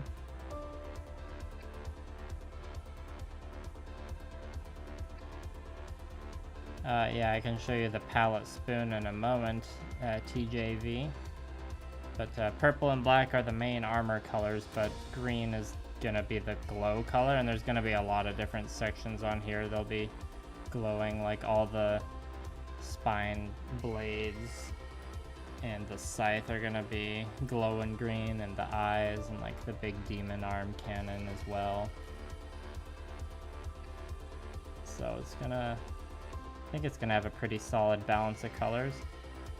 The base has some greenish shifter paint coming in on it too. I'm not entirely sure how I'm gonna paint the tiles of the base yet. I'm thinking like gray right now, but I'm not sure. Just because I don't want to distract too much from the model itself.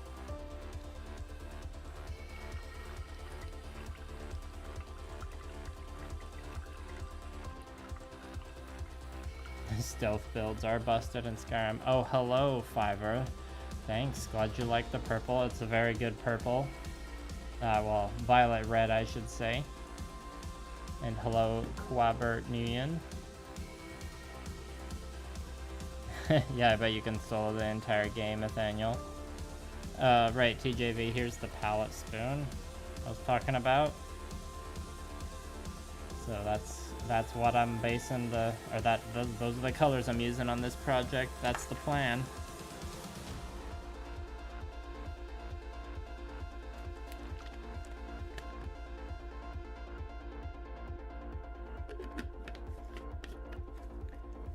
Well, still got paint on the palette, can't take a break yet. Where was I? It's all kind of drying. We could use more over here on the side.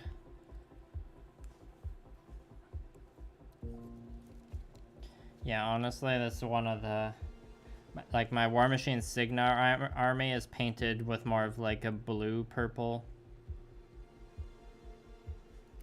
Some of the early ones were painted with a different shade of purple for a paint that I like eventually ran out of. Long story, but this purple is really where it's at. It's a paint that I picked up, I think sometime this year.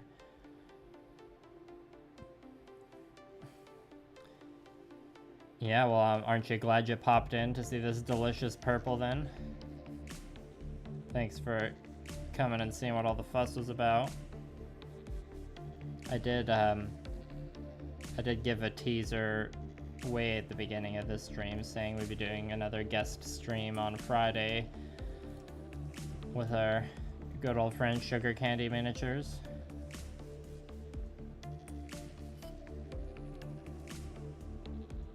Yeah, Orchid, yeah, definitely. Definitely some Orchid energy.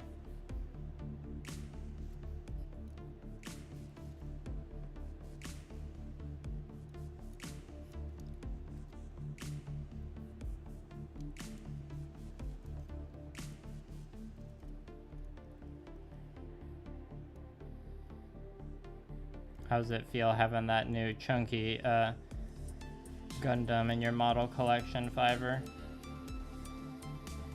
Everyone in chat can congratulate Fiverr on building their first high-grade Gunpla. Built the iconic Gushin from Iron-Blooded Orphans.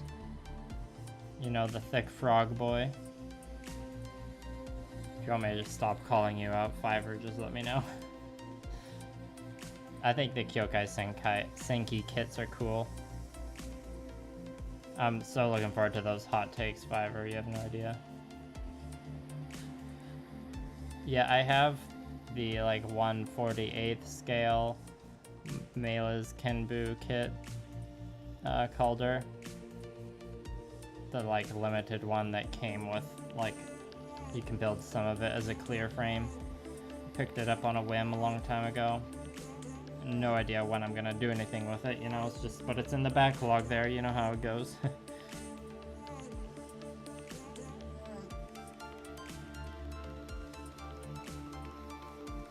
Oh yeah, so now you now you understand. Oh my god, this is an amazing moment for you, I bet. And you're also now realizing the like price to plastic ratio of Gunpla versus Warhammer is like pretty ridiculous to compare.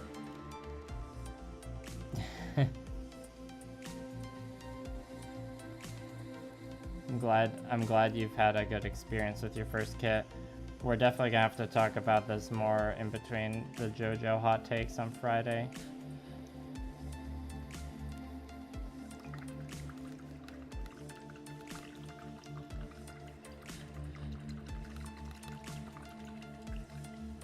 I'm sure there'll be plenty of people interested in hearing both the Gunpla versus Warhammer hot takes and the JoJo hot takes. With the Gunpla versus Warhammer hot takes, I can just like, I'll just like experience you experiencing everything I went through when I like discovered, you know, the amount of crossover between the two hobbies, but also like the absurd price comparison between Gunpla versus Warhammer. I mean, nothing wrong with drinking the Warhammer Kool-Aid. There's like Gunpla Kool-Aid to be drank as well. There's plenty of Kool-Aid of many flavors to be had in the hobby world, let me tell you.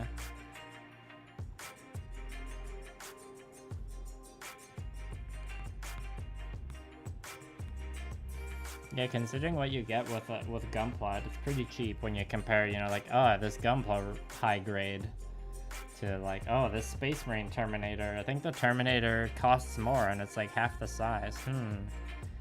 I guess you could argue that the details are like smaller, more intricate, and more crisp on the GW model, but they get decently crisp on the Gundams as well. Alright, we painting some thighs now, fam. And the paint is too thin. God, you can see all the dust particles that's trapped in there.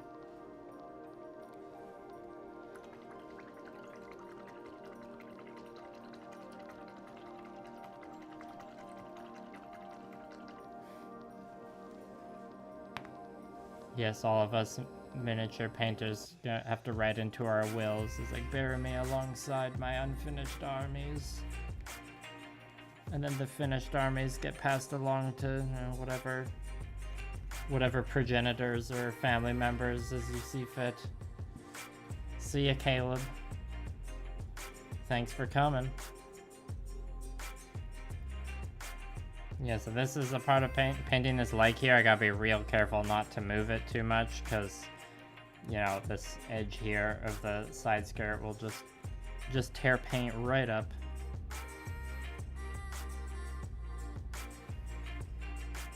I might take a little stretch break once I use up the purple on the palette here. I feel like my back would thank me for that.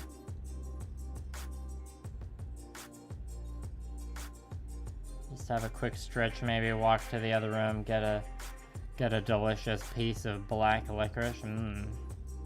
That'll keep me going for the rest of the night. Any black licorice fans in the chat? Or do we have a bunch of black licorice haters? I feel like it's a very polarizing candy. Fiverr, if you're still here, this is an important candy discussion. Perhaps I'll have to wait till Friday.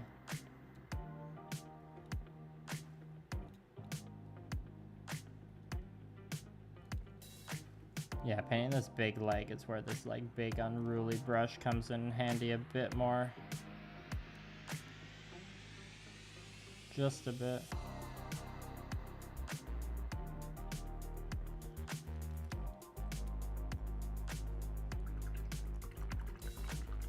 Bionicles.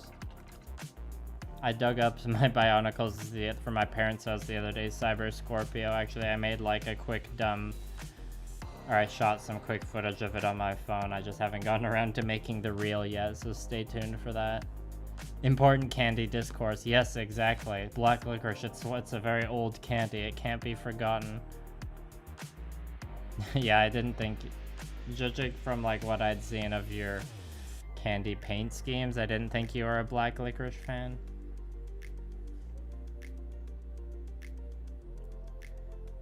So I need to get some sort of black licorice army to play against you in Blood Bowl or something. I guess it's not an army in Blood Bowl, it's a team. Black licorice ice cream.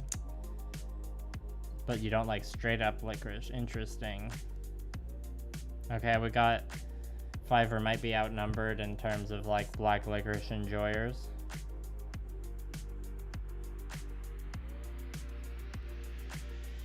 Thanks for being professional about it, Fiverr, and acknowledging its importance in the candy discourse.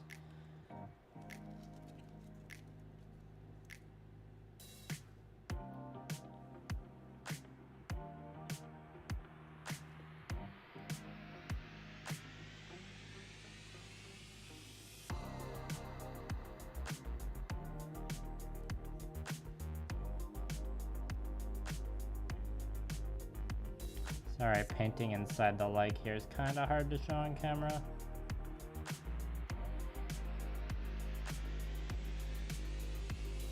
Yeah, this part's okay.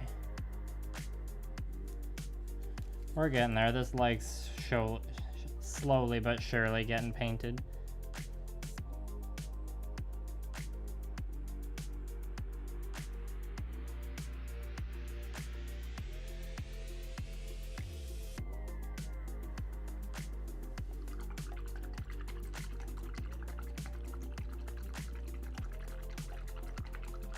Well, thanks for your well-informed takes there, Fiverr. Oh, hello, Gravity Magician. Welcome. It feels like it's been 20 minutes. Well, damn. Guess I've been painting fast then.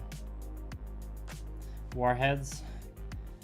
When I was a kid, I, enjoyed a warhead every now and then. I wouldn't put them in my like top 10 candies though.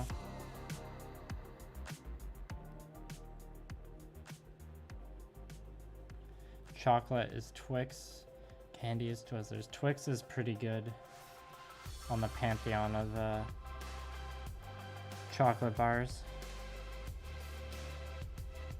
I don't know what my favorite would be. Coffee Crisp's pretty good.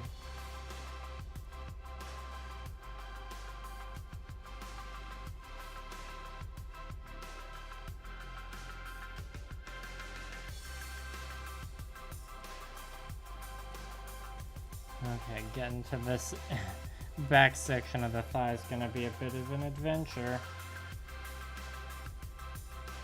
This is the part where everyone is like, this would be easier if you just didn't have the leg attached. I'm like, yep.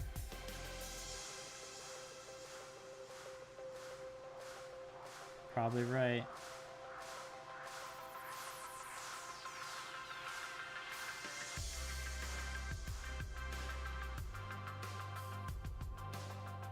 But it might take longer.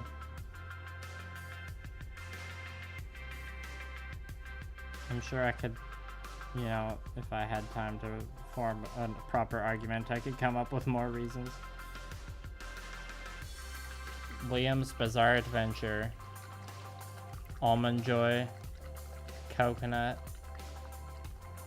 Yeah, I get coconut being polarizing. I like coconut. I have heard people express strong opinions about it before. The Jinko, yeah. The Sazabi, it does have like the mecha equivalent of Jinko jeans. I can get behind that. The adventure is the challenge. My life is just one bizarre adventure, you could say.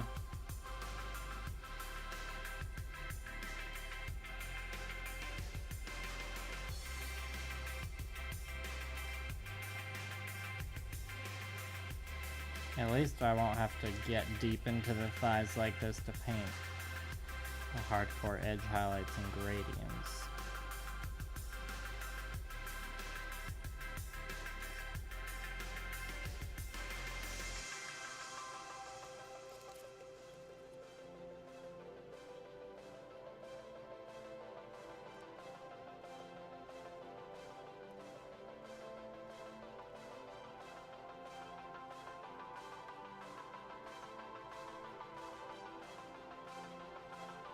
Now you can all see the parts that didn't get any primer on them, lol.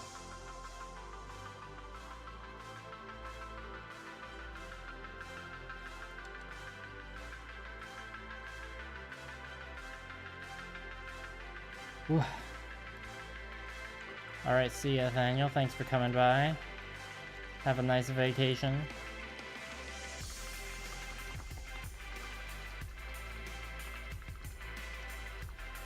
Andes is still top tier. I don't know that one. I've heard a lot of talk of Almond Joy this year. Maybe it's because of the boys, because they mention Almond Joys a lot in that. Okay, Andes mint candies. Thanks, Silas. Welcome to the stream. Dang it, I haven't even done any blending yet. I guess you've probably seen my blending in my other videos, that's what you're referring to. Appreciate the compliment nonetheless.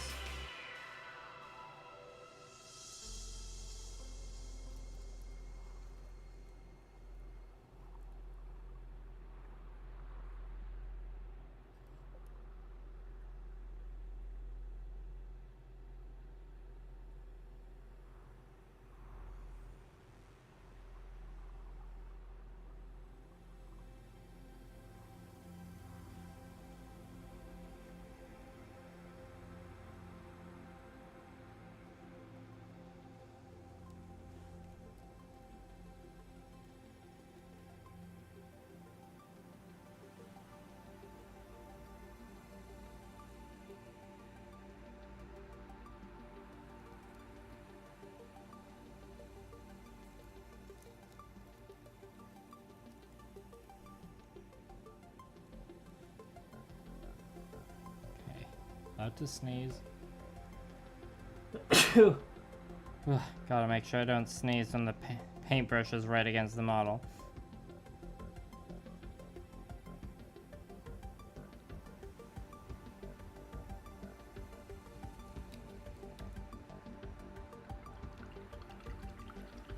Enjoying a Toblerone? I think I enjoyed Toblerones as a kid, but it wasn't like it. The Toblerone does feel like an adult type candy bar in some ways. Shout out to the Andes enjoyers. I've probably had one of these before, I just didn't know what it was called. Okay, this purple's almost out. It's almost time for me to have a stretch break.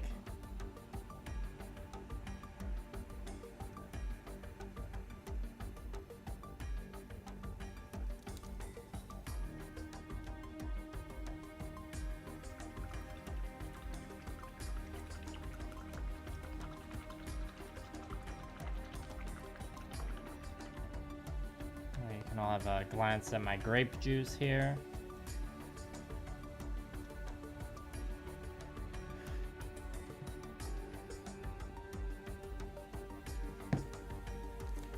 Oh boy, we got 22 viewers. I am just going to quickly get up and stretch and grab a single piece of black licorice. I will be back in less than a minute. Be right back.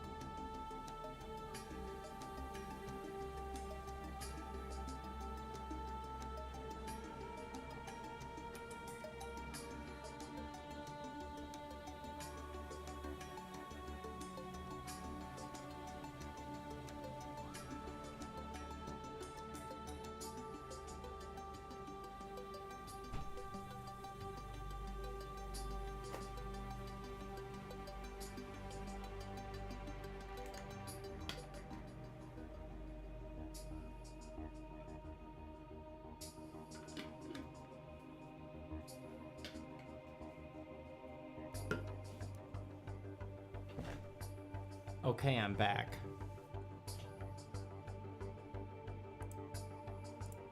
I thank you for your patience. Cranberry rules your life now.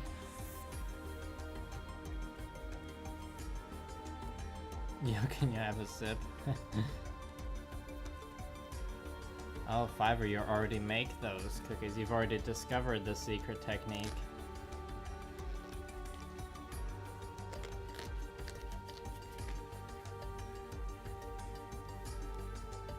Yeah, tell me about it, Calder.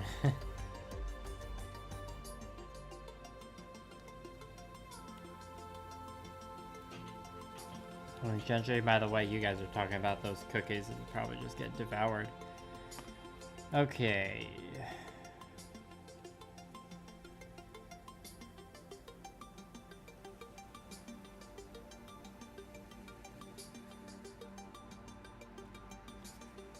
Let's switch to black for a bit, just for a bit of a change of pace. We'll definitely need to go back, circle back to those thighs eventually. And the wet palette's getting a little dry, so let's rehydrate this with a little bit of grape juice. If it stains the sponge, it's fine.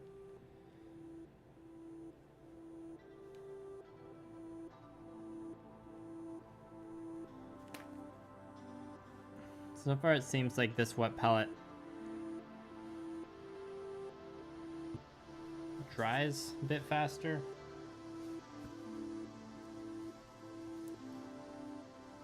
And yeah, if the sponge gets a little bit of purple stain in it from the slightly purple paint water, it's fine. Can always rinse it out.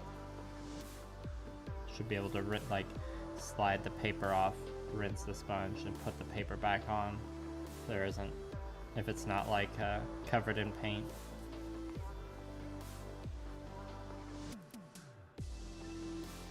A yoked out Dom. Yeah. I mean, the Dom is also a thick, curvy suit.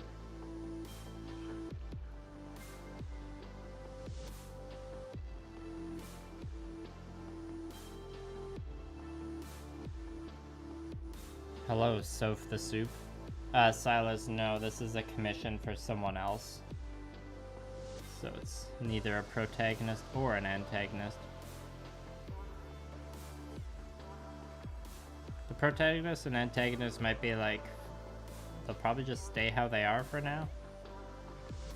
Like if I do any more Gamma Wolves stuff, and then it might just become another crew.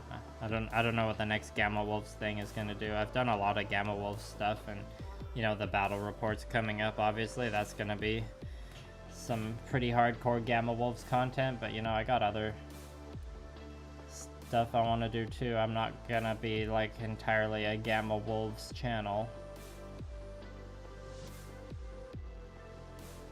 But you know, it's not like I'm getting rid of the protagonist and antagonist after the battle report's done. I'm sure I'll play them again. They're iconic, I have to. They're iconic to me anyways, at least. Yeah, this Army Painter matte black I find, or the Army Painter like non-metallic colors I find are very like they don't have a lot of pigment. I don't find I have that problem with their metallics though.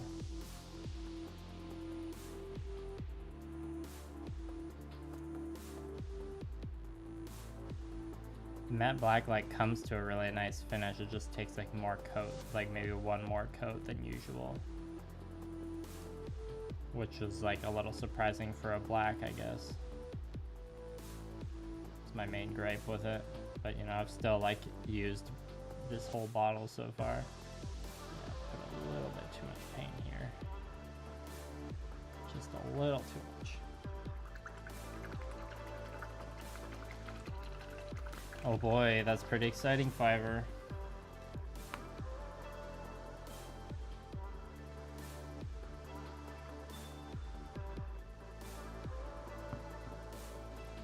If you're asking about this soap, it's called a Sazabi, so it's like technically not a Gundam, but you know, it's from the Gundam franchise and it's Gunpla.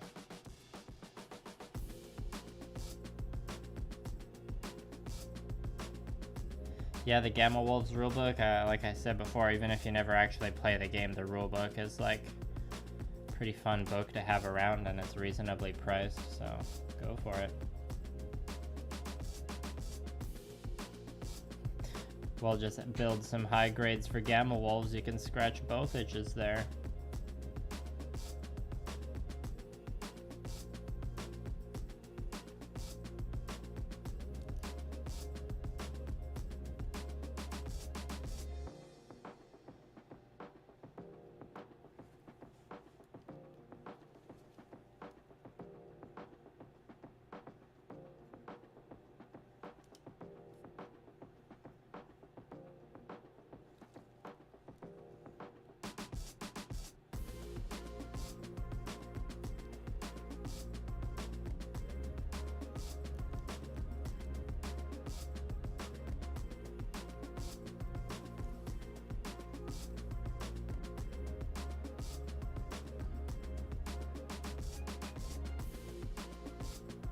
It's nice to be able to just paint, or like when you don't know what color you want a section to be, to just have a bunch of other sections that you already know what color they want to be. You can paint to procrastinate.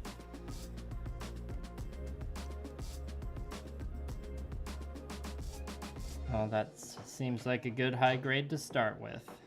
I find the Iron-Blooded Orphans kits have been real good for Gamma Wolves because they're just... Well, most of the ones I've built have been pretty good for kit bashing in general. Like the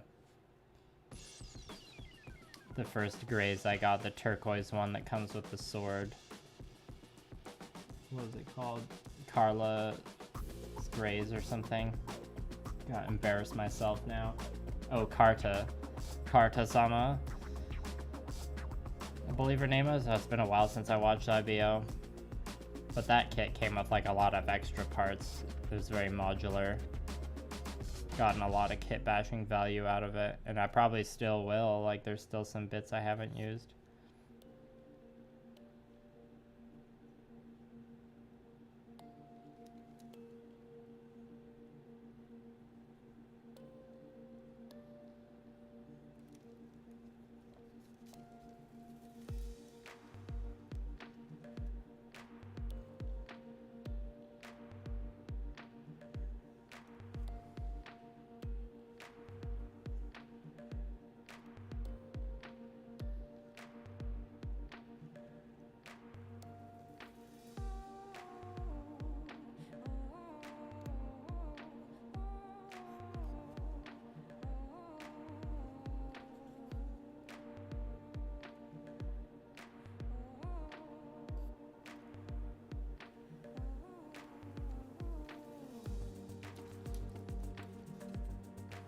Just working our way around the waist here. Alright, see a fiver. Thank you, thank you. Yes, Warhammer Tau and Gundam fit decently well together.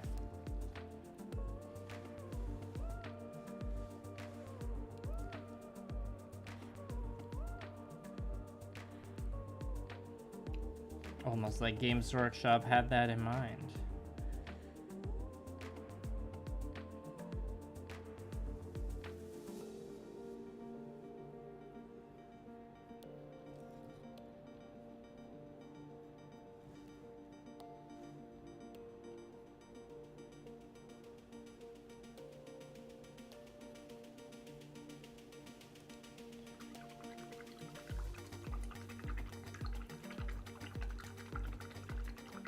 I think I should go back to the purple now. I can't avoid finishing these thighs forever.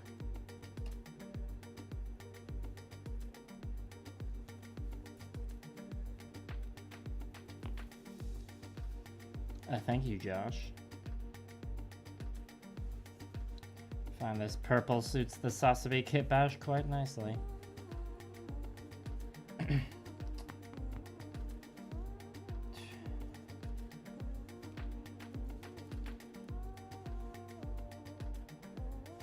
Probably should have put more purple on, but it's too late now.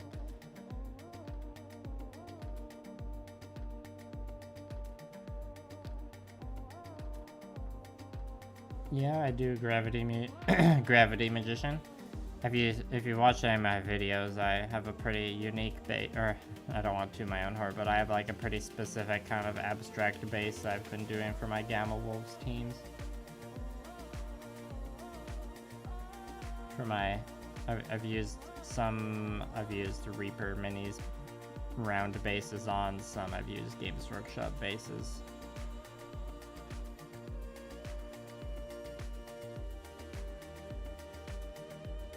The Reaper Minis ones are obviously way better priced, but there's more risk of them being a little warped and not as flat, which can happen with the GW bases too, but it's just a bit less likely. The GW bases have the texture on top of them though, so when I'm doing them for my specific style in Gamma Wolves, I have to like put plastic art on top of that so I can get a flat surface.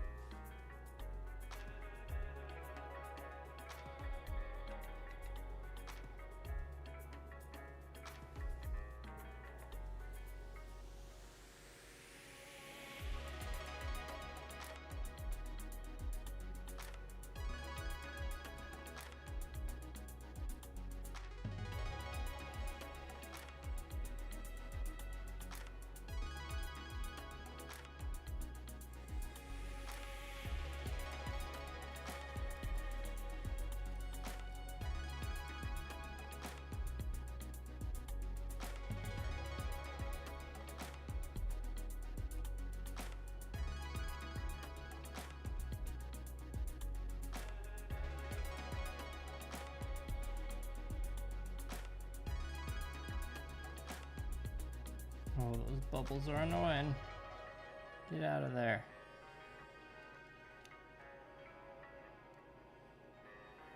Brush away.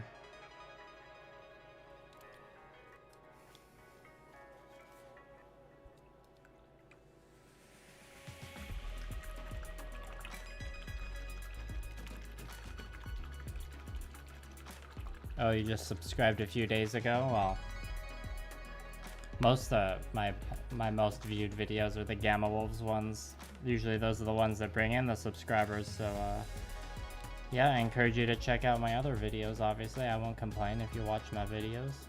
I hope you enjoy them. Old reliable? What's old reliable? How do I choose colors? Well, this was the color scheme for this one. I picked like the shifter paint color I used on the underframe first, and I just kind of based the color scheme, like I built it up from there. And it was also like a process of like I came up with a few different ideas and show them to the person who's commissioning this project, and you know, they have a say in it as well. But you know, I apply a lot of the standard color theory and this knowledge I've built up over the years of combining various colors and what I think goes well together.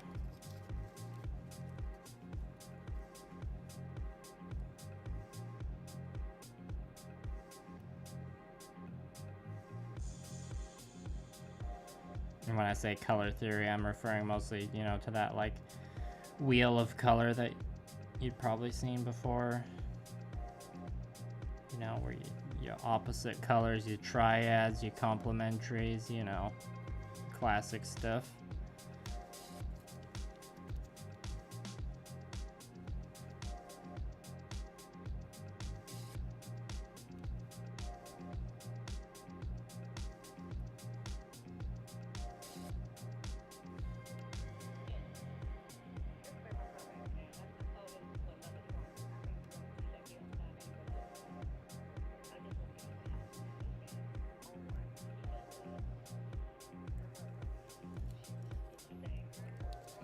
Sorry, I'm not super talkative right now. I'm just in the zone trying to get this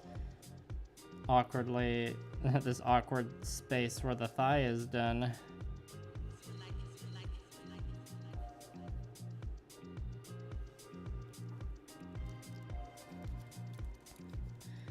Yeah, that's probably enough thigh for now, and the paint on the palette's conveniently used up. I think I'm gonna switch to painting an arm for a bit now, because I'm getting a little tired of holding this body.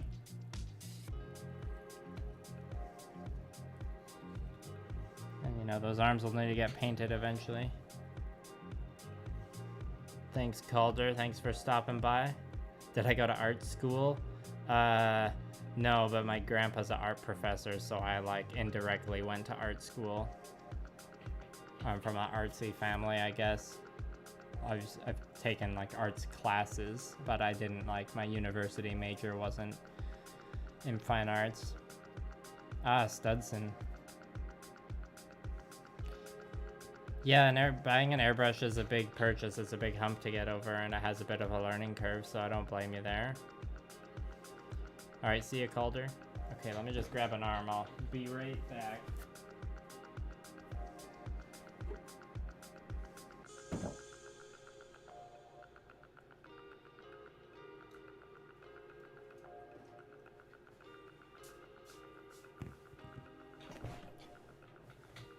We'll see how... I don't think I'll finish these arms in like the stream tonight. If I do, I'll go on to the shoulders, but probably just gonna go for another half hour, 40 minutes and break the 3-hour mark, and then I'll probably be pretty tired and need to stop.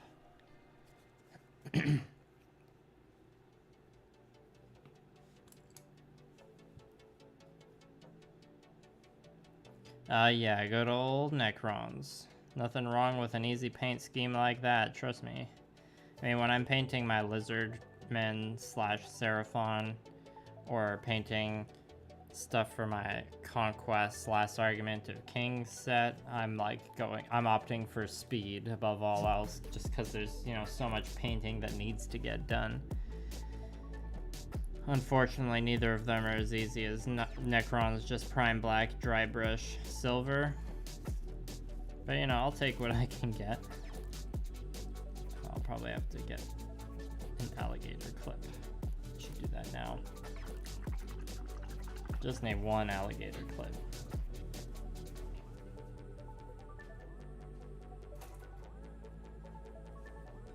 Just for when it's drying.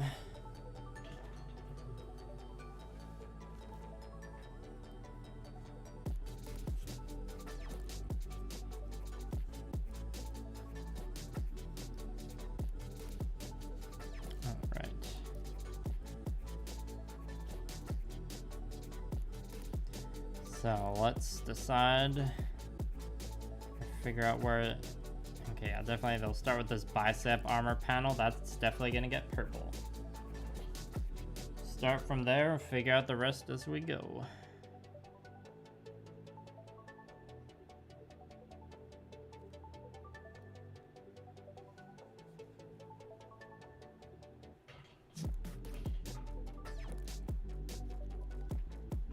Yeah, speed painting armies is just like another kind of painting technique. It's just as valid as, you know, the advanced techniques, or it's like a skill unto itself.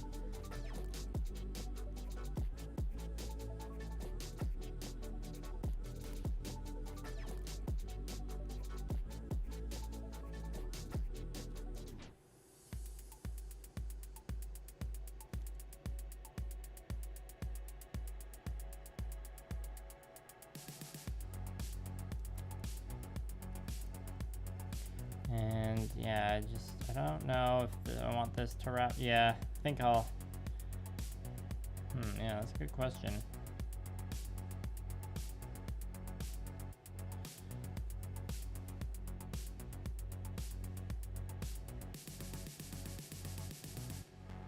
I think we'll, yeah, do black there, purple, purple. Yeah, that'll work.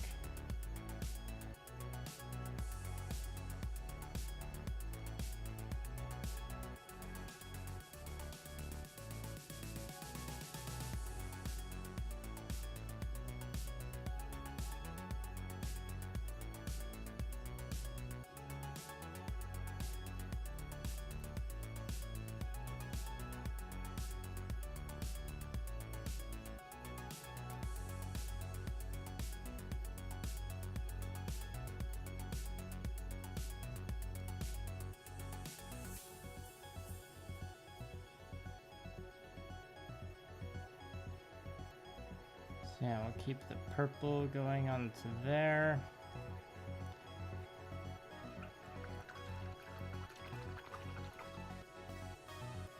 Yeah, it's hard to, you need to put a bit more thought into what colors the Kitbash pieces are gonna be, because if I paint them in color that makes them stand out more, then they'll look more obvious as like Kitbash parts, which I don't necessarily want.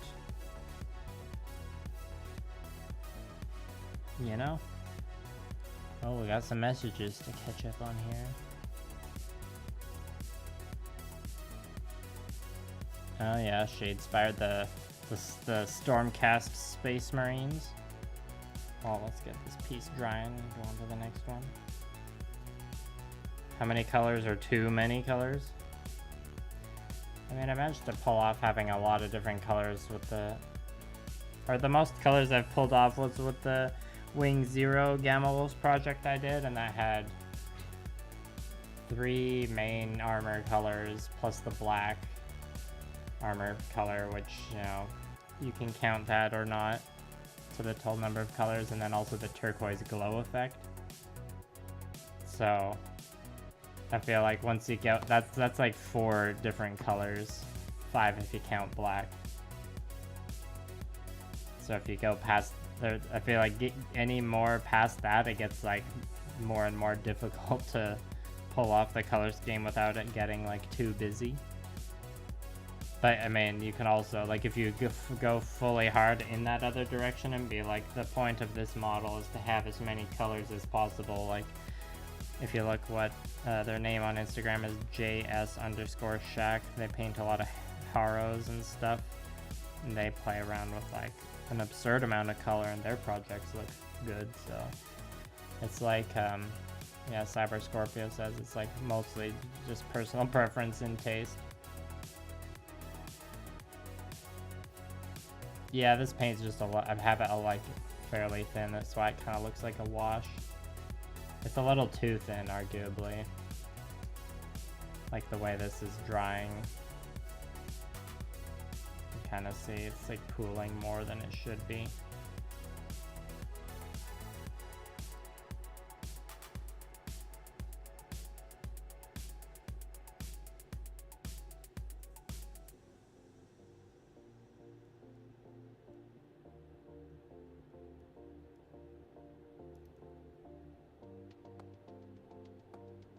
Paint that's this thin is like good to be utilized, like if you're doing zenithal priming, where you prime with some black and then white from above, and you kind of like pre-prime in your shadows and highlights, then you paint transparent paint over top of it, and some of the shading's already done.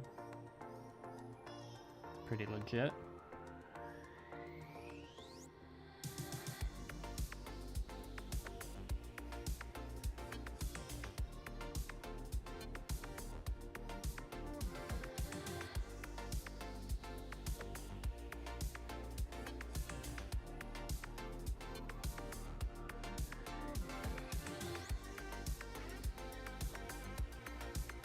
Now it's time for more paint on the palette.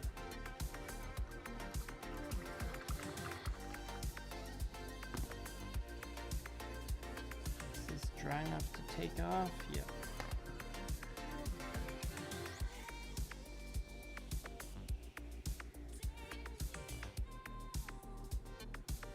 Sorry, I just awkwardly gotta lean this model or this arm over for a sec so I can clip this on. So it can dry.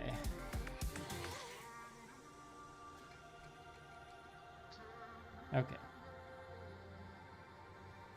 Now we add more purple to the palette. Tasty. It's a very tasty purple. And if you're also tasty, here's my paint water. Mmm.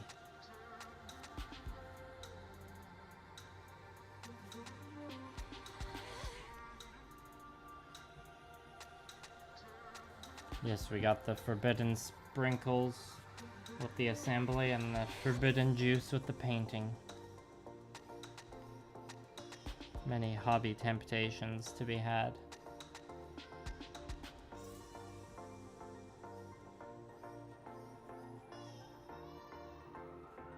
Yeah, so like this area, the paint isn't dry yet, and it was like a bit too thin. I put it on a bit too thick.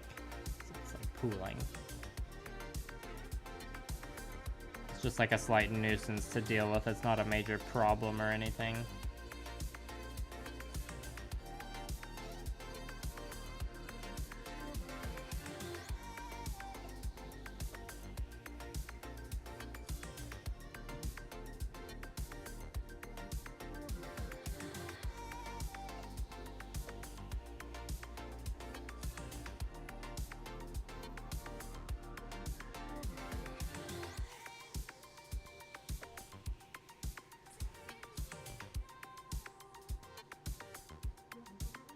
Yeah, this paint here is too thin as well. I just keep I haven't learned, clearly. Yeah, I'm also just thinking about... Yeah, I guess this purple will be wrapping around onto this panel.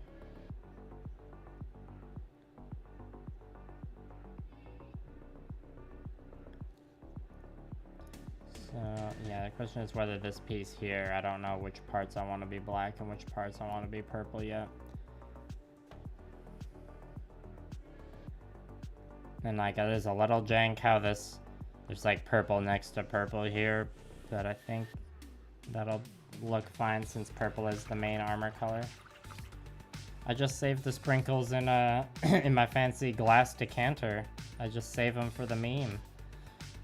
I mean, sometimes you can like use the sprinkle, you can melt the sprinkles down with plastic cement to make like a plastic gap filling solution, but you only need a few sprinkles for that. Or not a few, you need like a handful of sprinkles. Not as many as I have saved, believe me.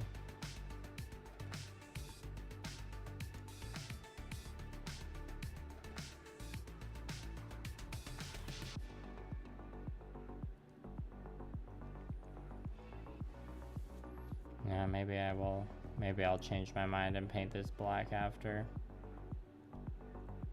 Pull the same stunt I did on the chest and be like, actually, I changed my mind.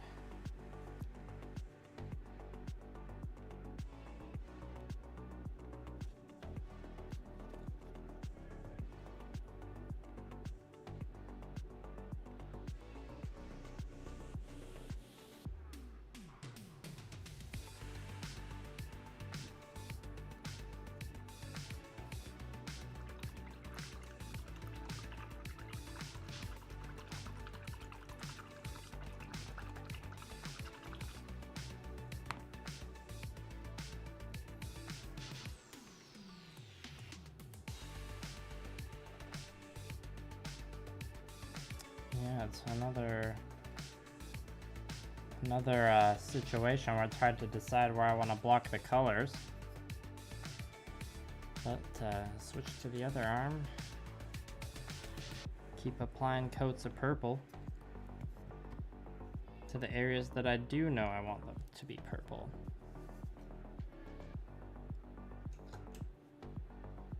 Hello, Ethan Recker. That's right, I am streaming again.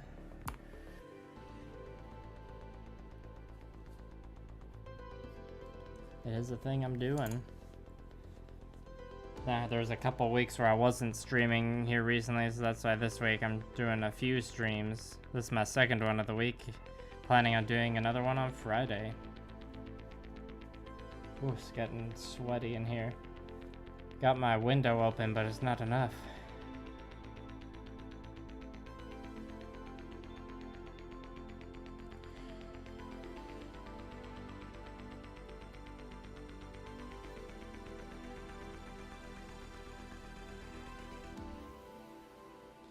Yeah, I'm trying to decide whether I want the purple to keep going along this band here. Maybe I'll just keep embracing the ADHD and just paint the head before I decide. The head is gonna be mostly purple, like almost entirely purple. That's what I'm feeling.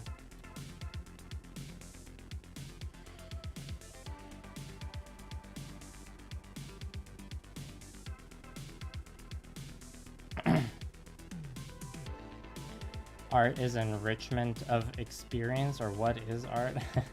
I mean, art, asking what is art is such a vague and hard to define question. I don't think it has a good answer.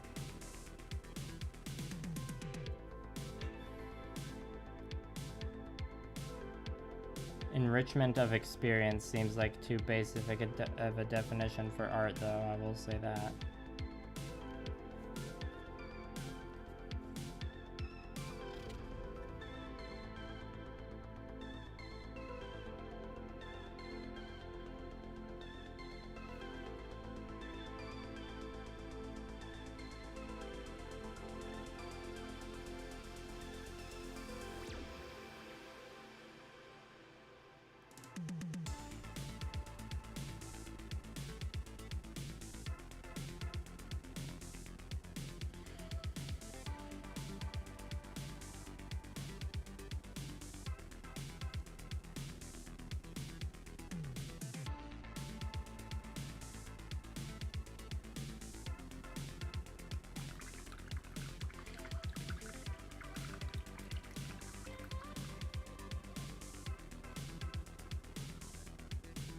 Symposium by Plato, yeah.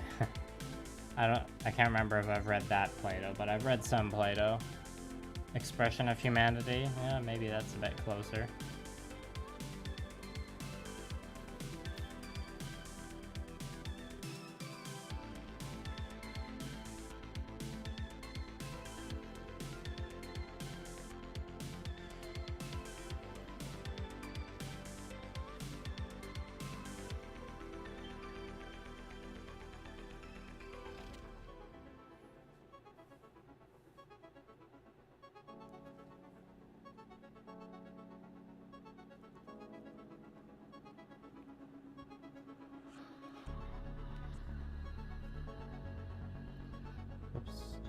Pulled up a bit of paint with an accidental brush of the finger there.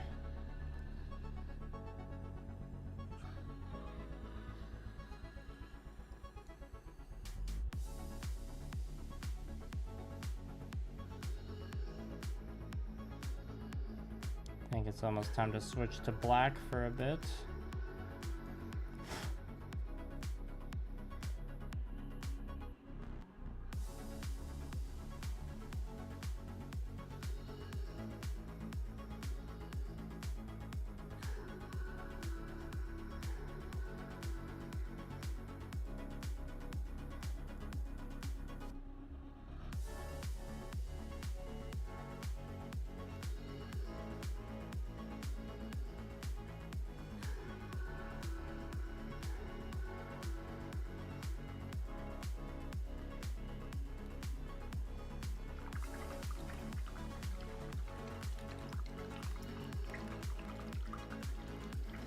Damn, this conversation in the chat's getting too philosophical. Well, it's not getting too philosophical, it's just getting too philosophical for my painting brain to contribute to right now. By all means, keep going.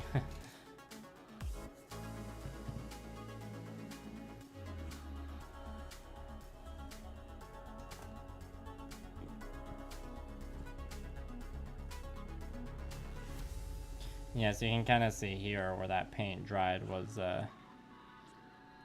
how I put too much on there. You know, it just means I've got more work to do and painting on top of that to cover it up.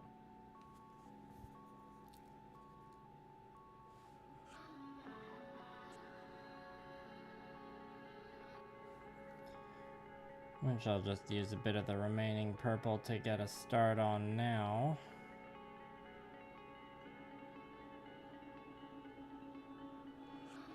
Take care of that more later, because we're gonna paint some black.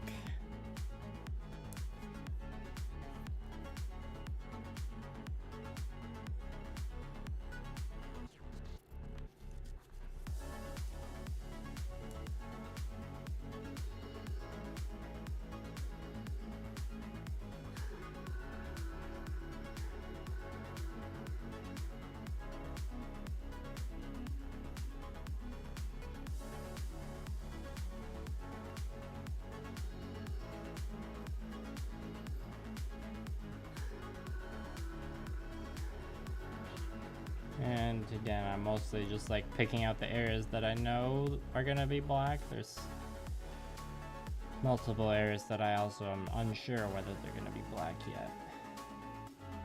I kind of block out the colors as I go, as I'm sure you've probably heard me say before. Oh yeah, and we got this little flap here. That's all just gonna get black. I think I'll focus on that now. It's a good idea. That'll definitely go through all the paint that's on the palette.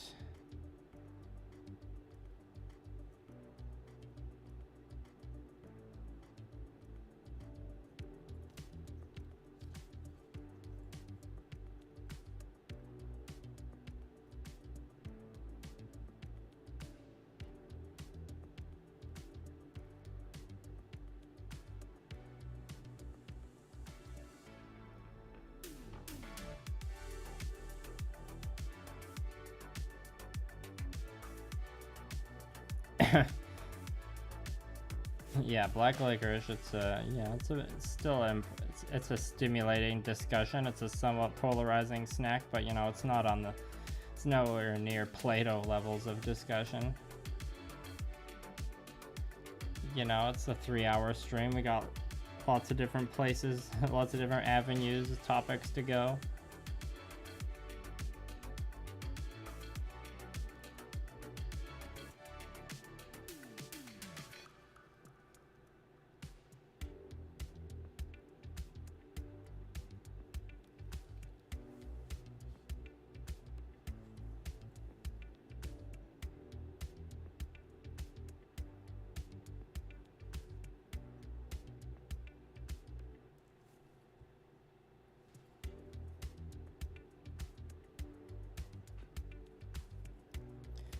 Well said, Silas.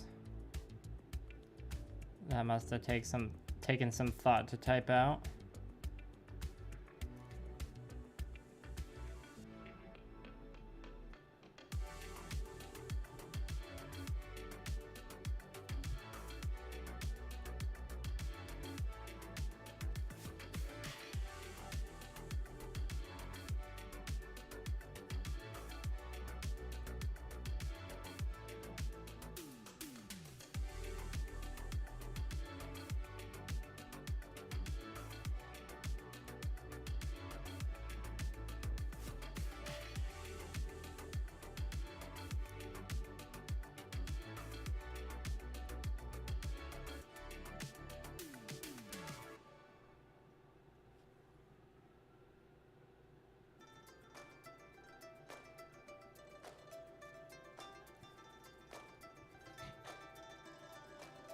Now looks like I gotta do a bit of work on that inside of the lip here. There's a bit of red showing.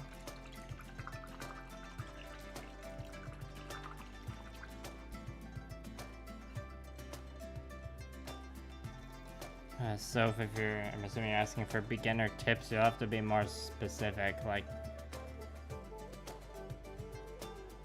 are you getting into it and own nothing, or have you already built some Gunpla and you're looking to get into painting? I don't really have any general tips that I can think of at the moment when you just say tips for a beginner. Yeah, black and purple's definitely an antagonist vibe.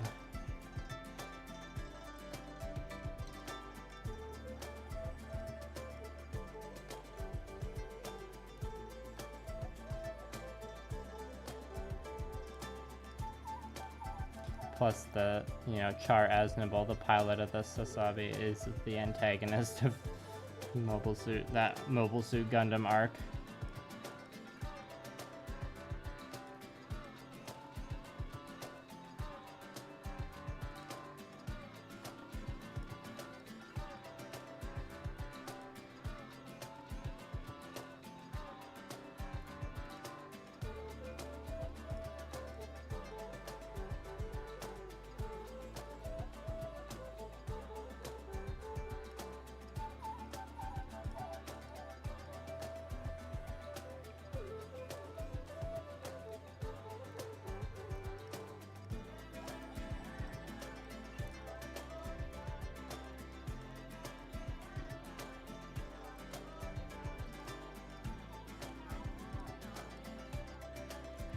Yeah, we could have some problems with paint rubbing here.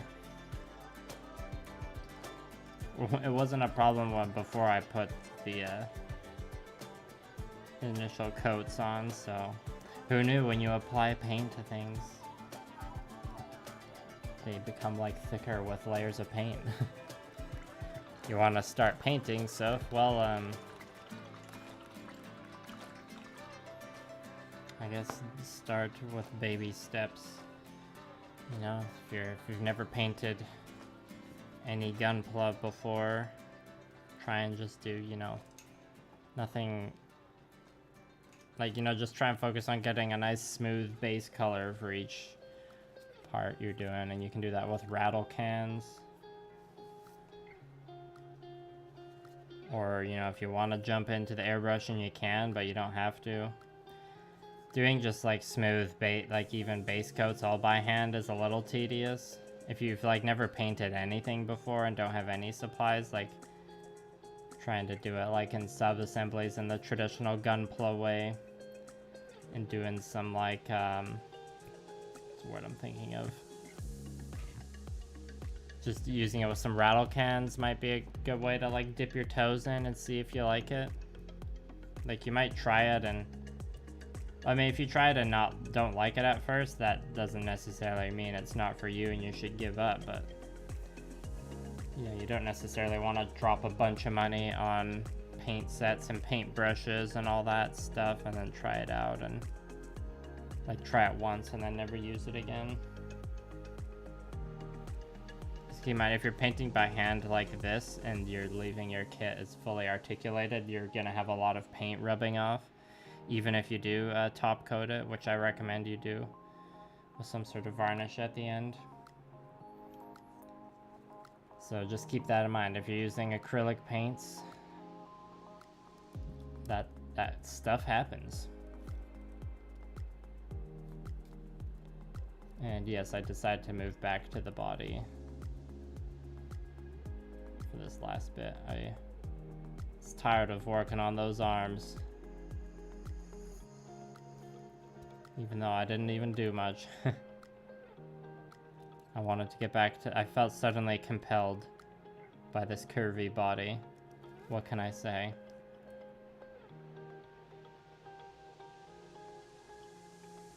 Whoops, sorry, we're not in focus there.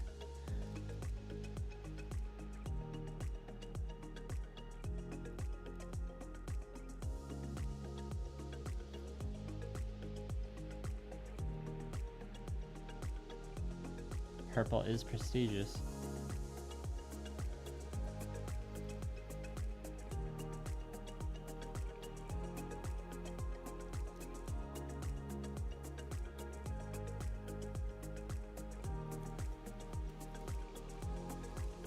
I'm not using it on this project so far, but there is a purple I use a lot called Royal Purple.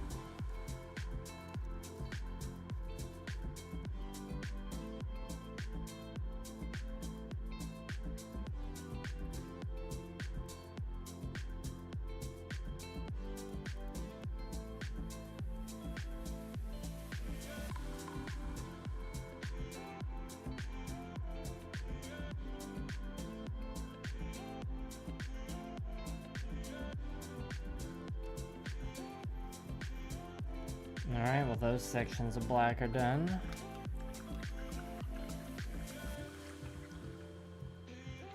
Oh, you've painted Warhammer minis.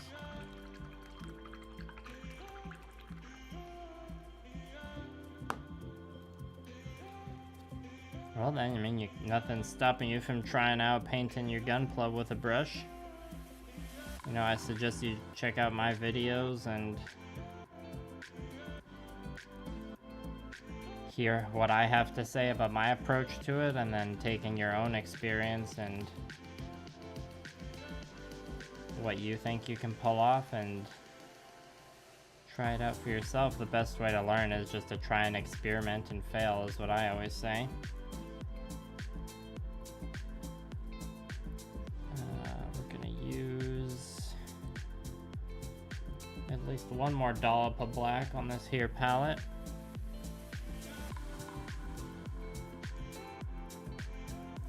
Well, Silas, black just goes with a lot of different other colors. It's versatile. Oh yeah, and if you're talking in that sense, yeah, black can mean death, but in like some cultures, black or white is like the funeral color, not black.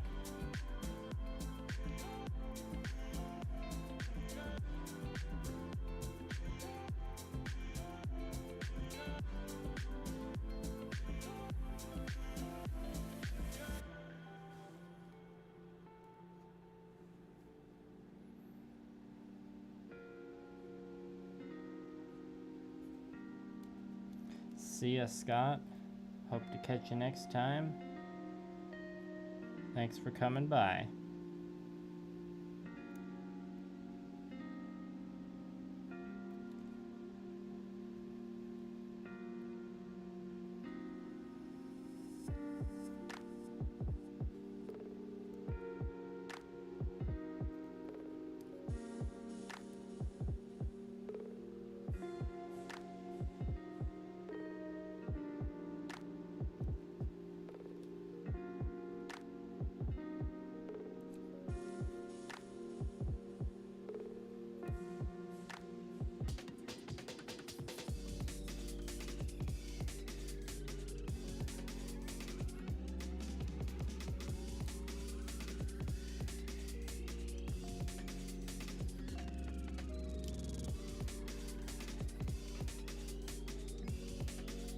Yep, these are acrylics, Silas. I would need to be using synthetic brushes otherwise. And yeah, I like being able to just mix easily on the fly with water with my acrylics. Someone left a comment on my last video saying I'd be better off using oils and that I was wasting time, but if I was painting with oils, I'd have to worry a lot more about fumes. And in my current setup, that's not something I can really be doing, so I'm sticking with acrylics. I hear oils are pretty powerful tools for mini painting, but it's just not something I want to experiment with right now.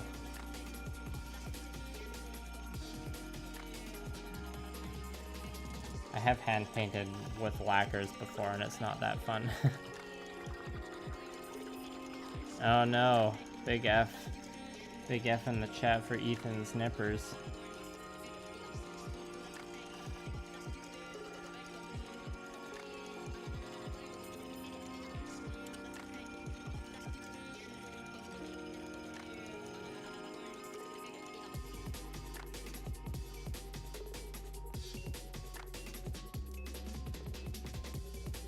Alright, once this black on the palette's used up, I think I need to wrap up the stream because I'm getting a little tired. But like I said earlier, we'll be doing we got another stream planned for Friday. And it'll be another exciting guest stream with our good friend Fiverr from Sugar Candy Miniatures. During the last guest stream, some point I convinced them to start watching JoJo's Bizarre Adventure, and since that time they've finished the first 2 parts, which is good and impressive, so we'll be sure to get some good JoJo's Bizarre Adventure hot takes from them. And also, they recently built their first Gunpla, which is a high-grade Gushin, which I'm very jealous about. So I'll be sure to grill them about their, you know, Gunpla experience. I already heard, you know, we already heard a bit from them in the chat earlier, them ranting about like how easy Gunpla is compared to building Warhammer, and like how much better the price to plastic ratio is. So I'm sure there'll be some very stimulating conversation about that as well.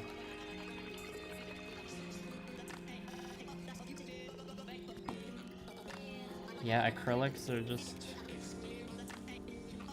I guess they're just my comfort zone. I don't know, they're popular for a reason. Ease of use, easily available, non-toxic. I mean, don't take any shots of acrylic paint or anything.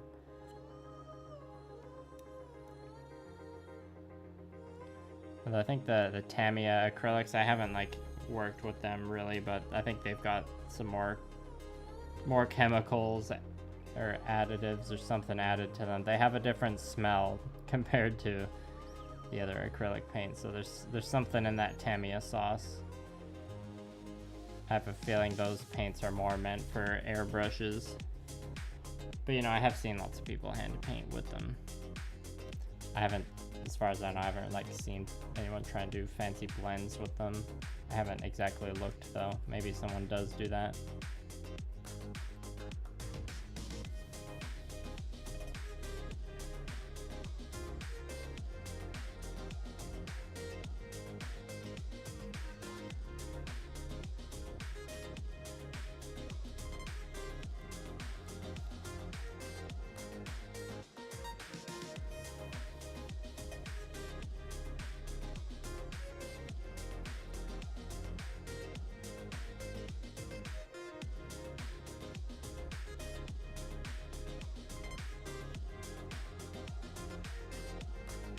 Oh, nice. That's fun, Annika.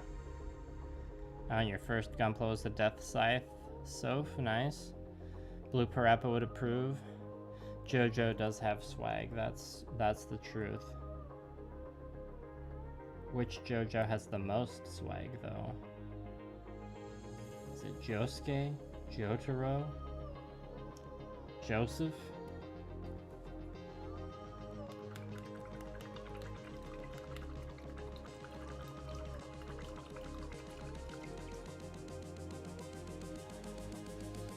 Annika, what Gunpla did you buy your friend?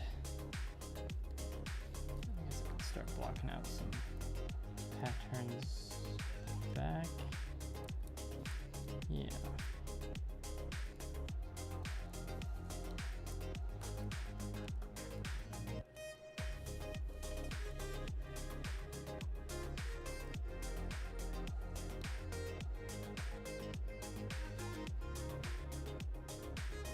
Tasty.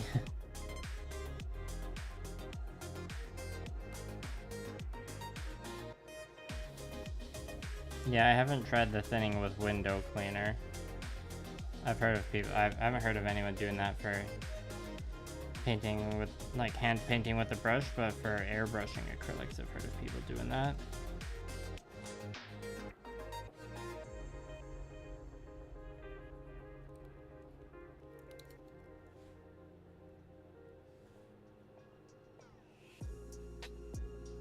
You can tell I'm gonna have troubles.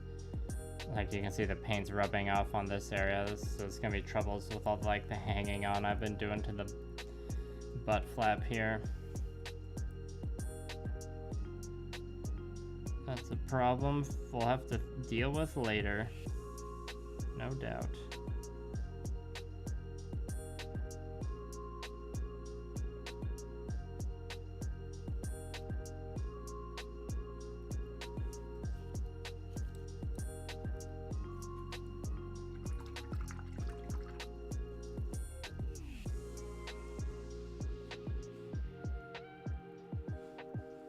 Oh, wow, you made it.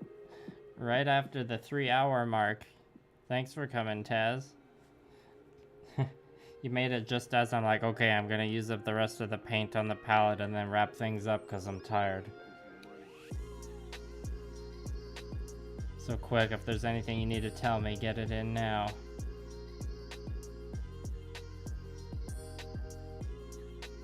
just been a stream of entirely painting purple and black. It's been classy. No bots showed up. But I'm doing another stream on Friday, so I'll remind everyone about that one more time before I'm done. Oh, nice. Good job on cutting the video together. That's always important.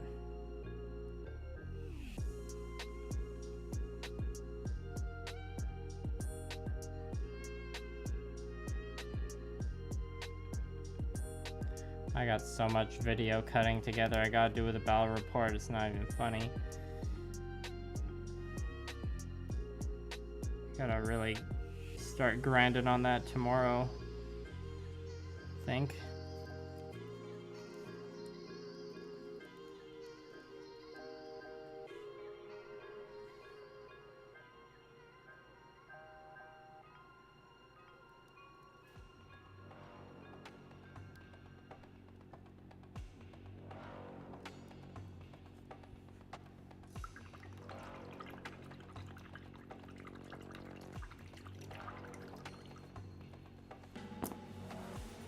Alright, see ya, Ethan.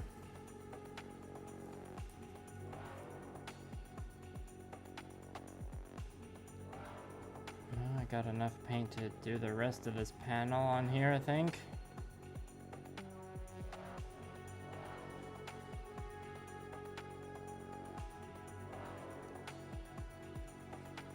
Was that army dude you painted in your last video, Taz, the closest thing you've painted to a miniature?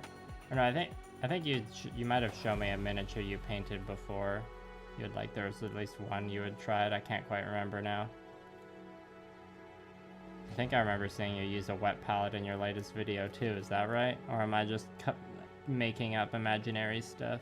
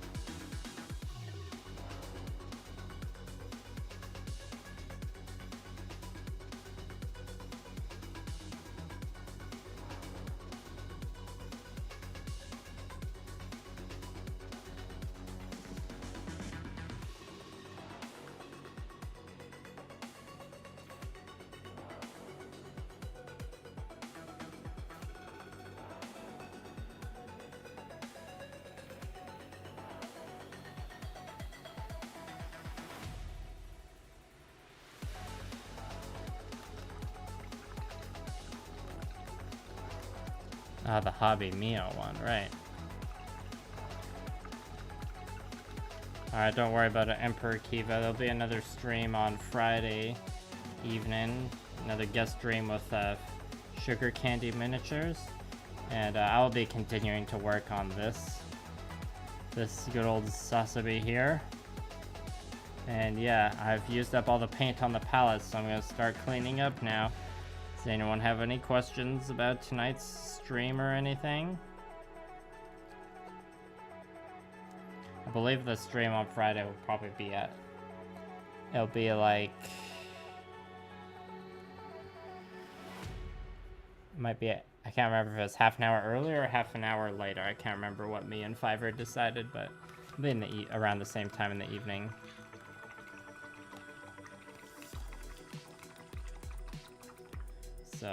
One last shot at the grape juice here.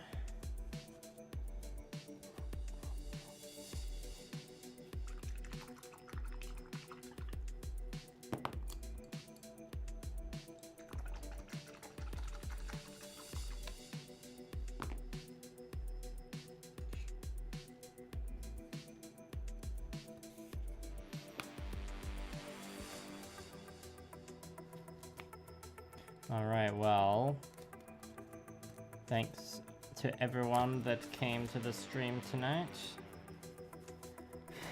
Appreciate your support. And yeah, like I said, next stream will be on Friday, and then hopefully after that I can manage somewhat consistent weekly streams. But you know, like always, editing those main channel videos should take priority, so that's what I gotta try and get on for tomorrow. Alright, well thanks again everybody, and I'll catch you next time.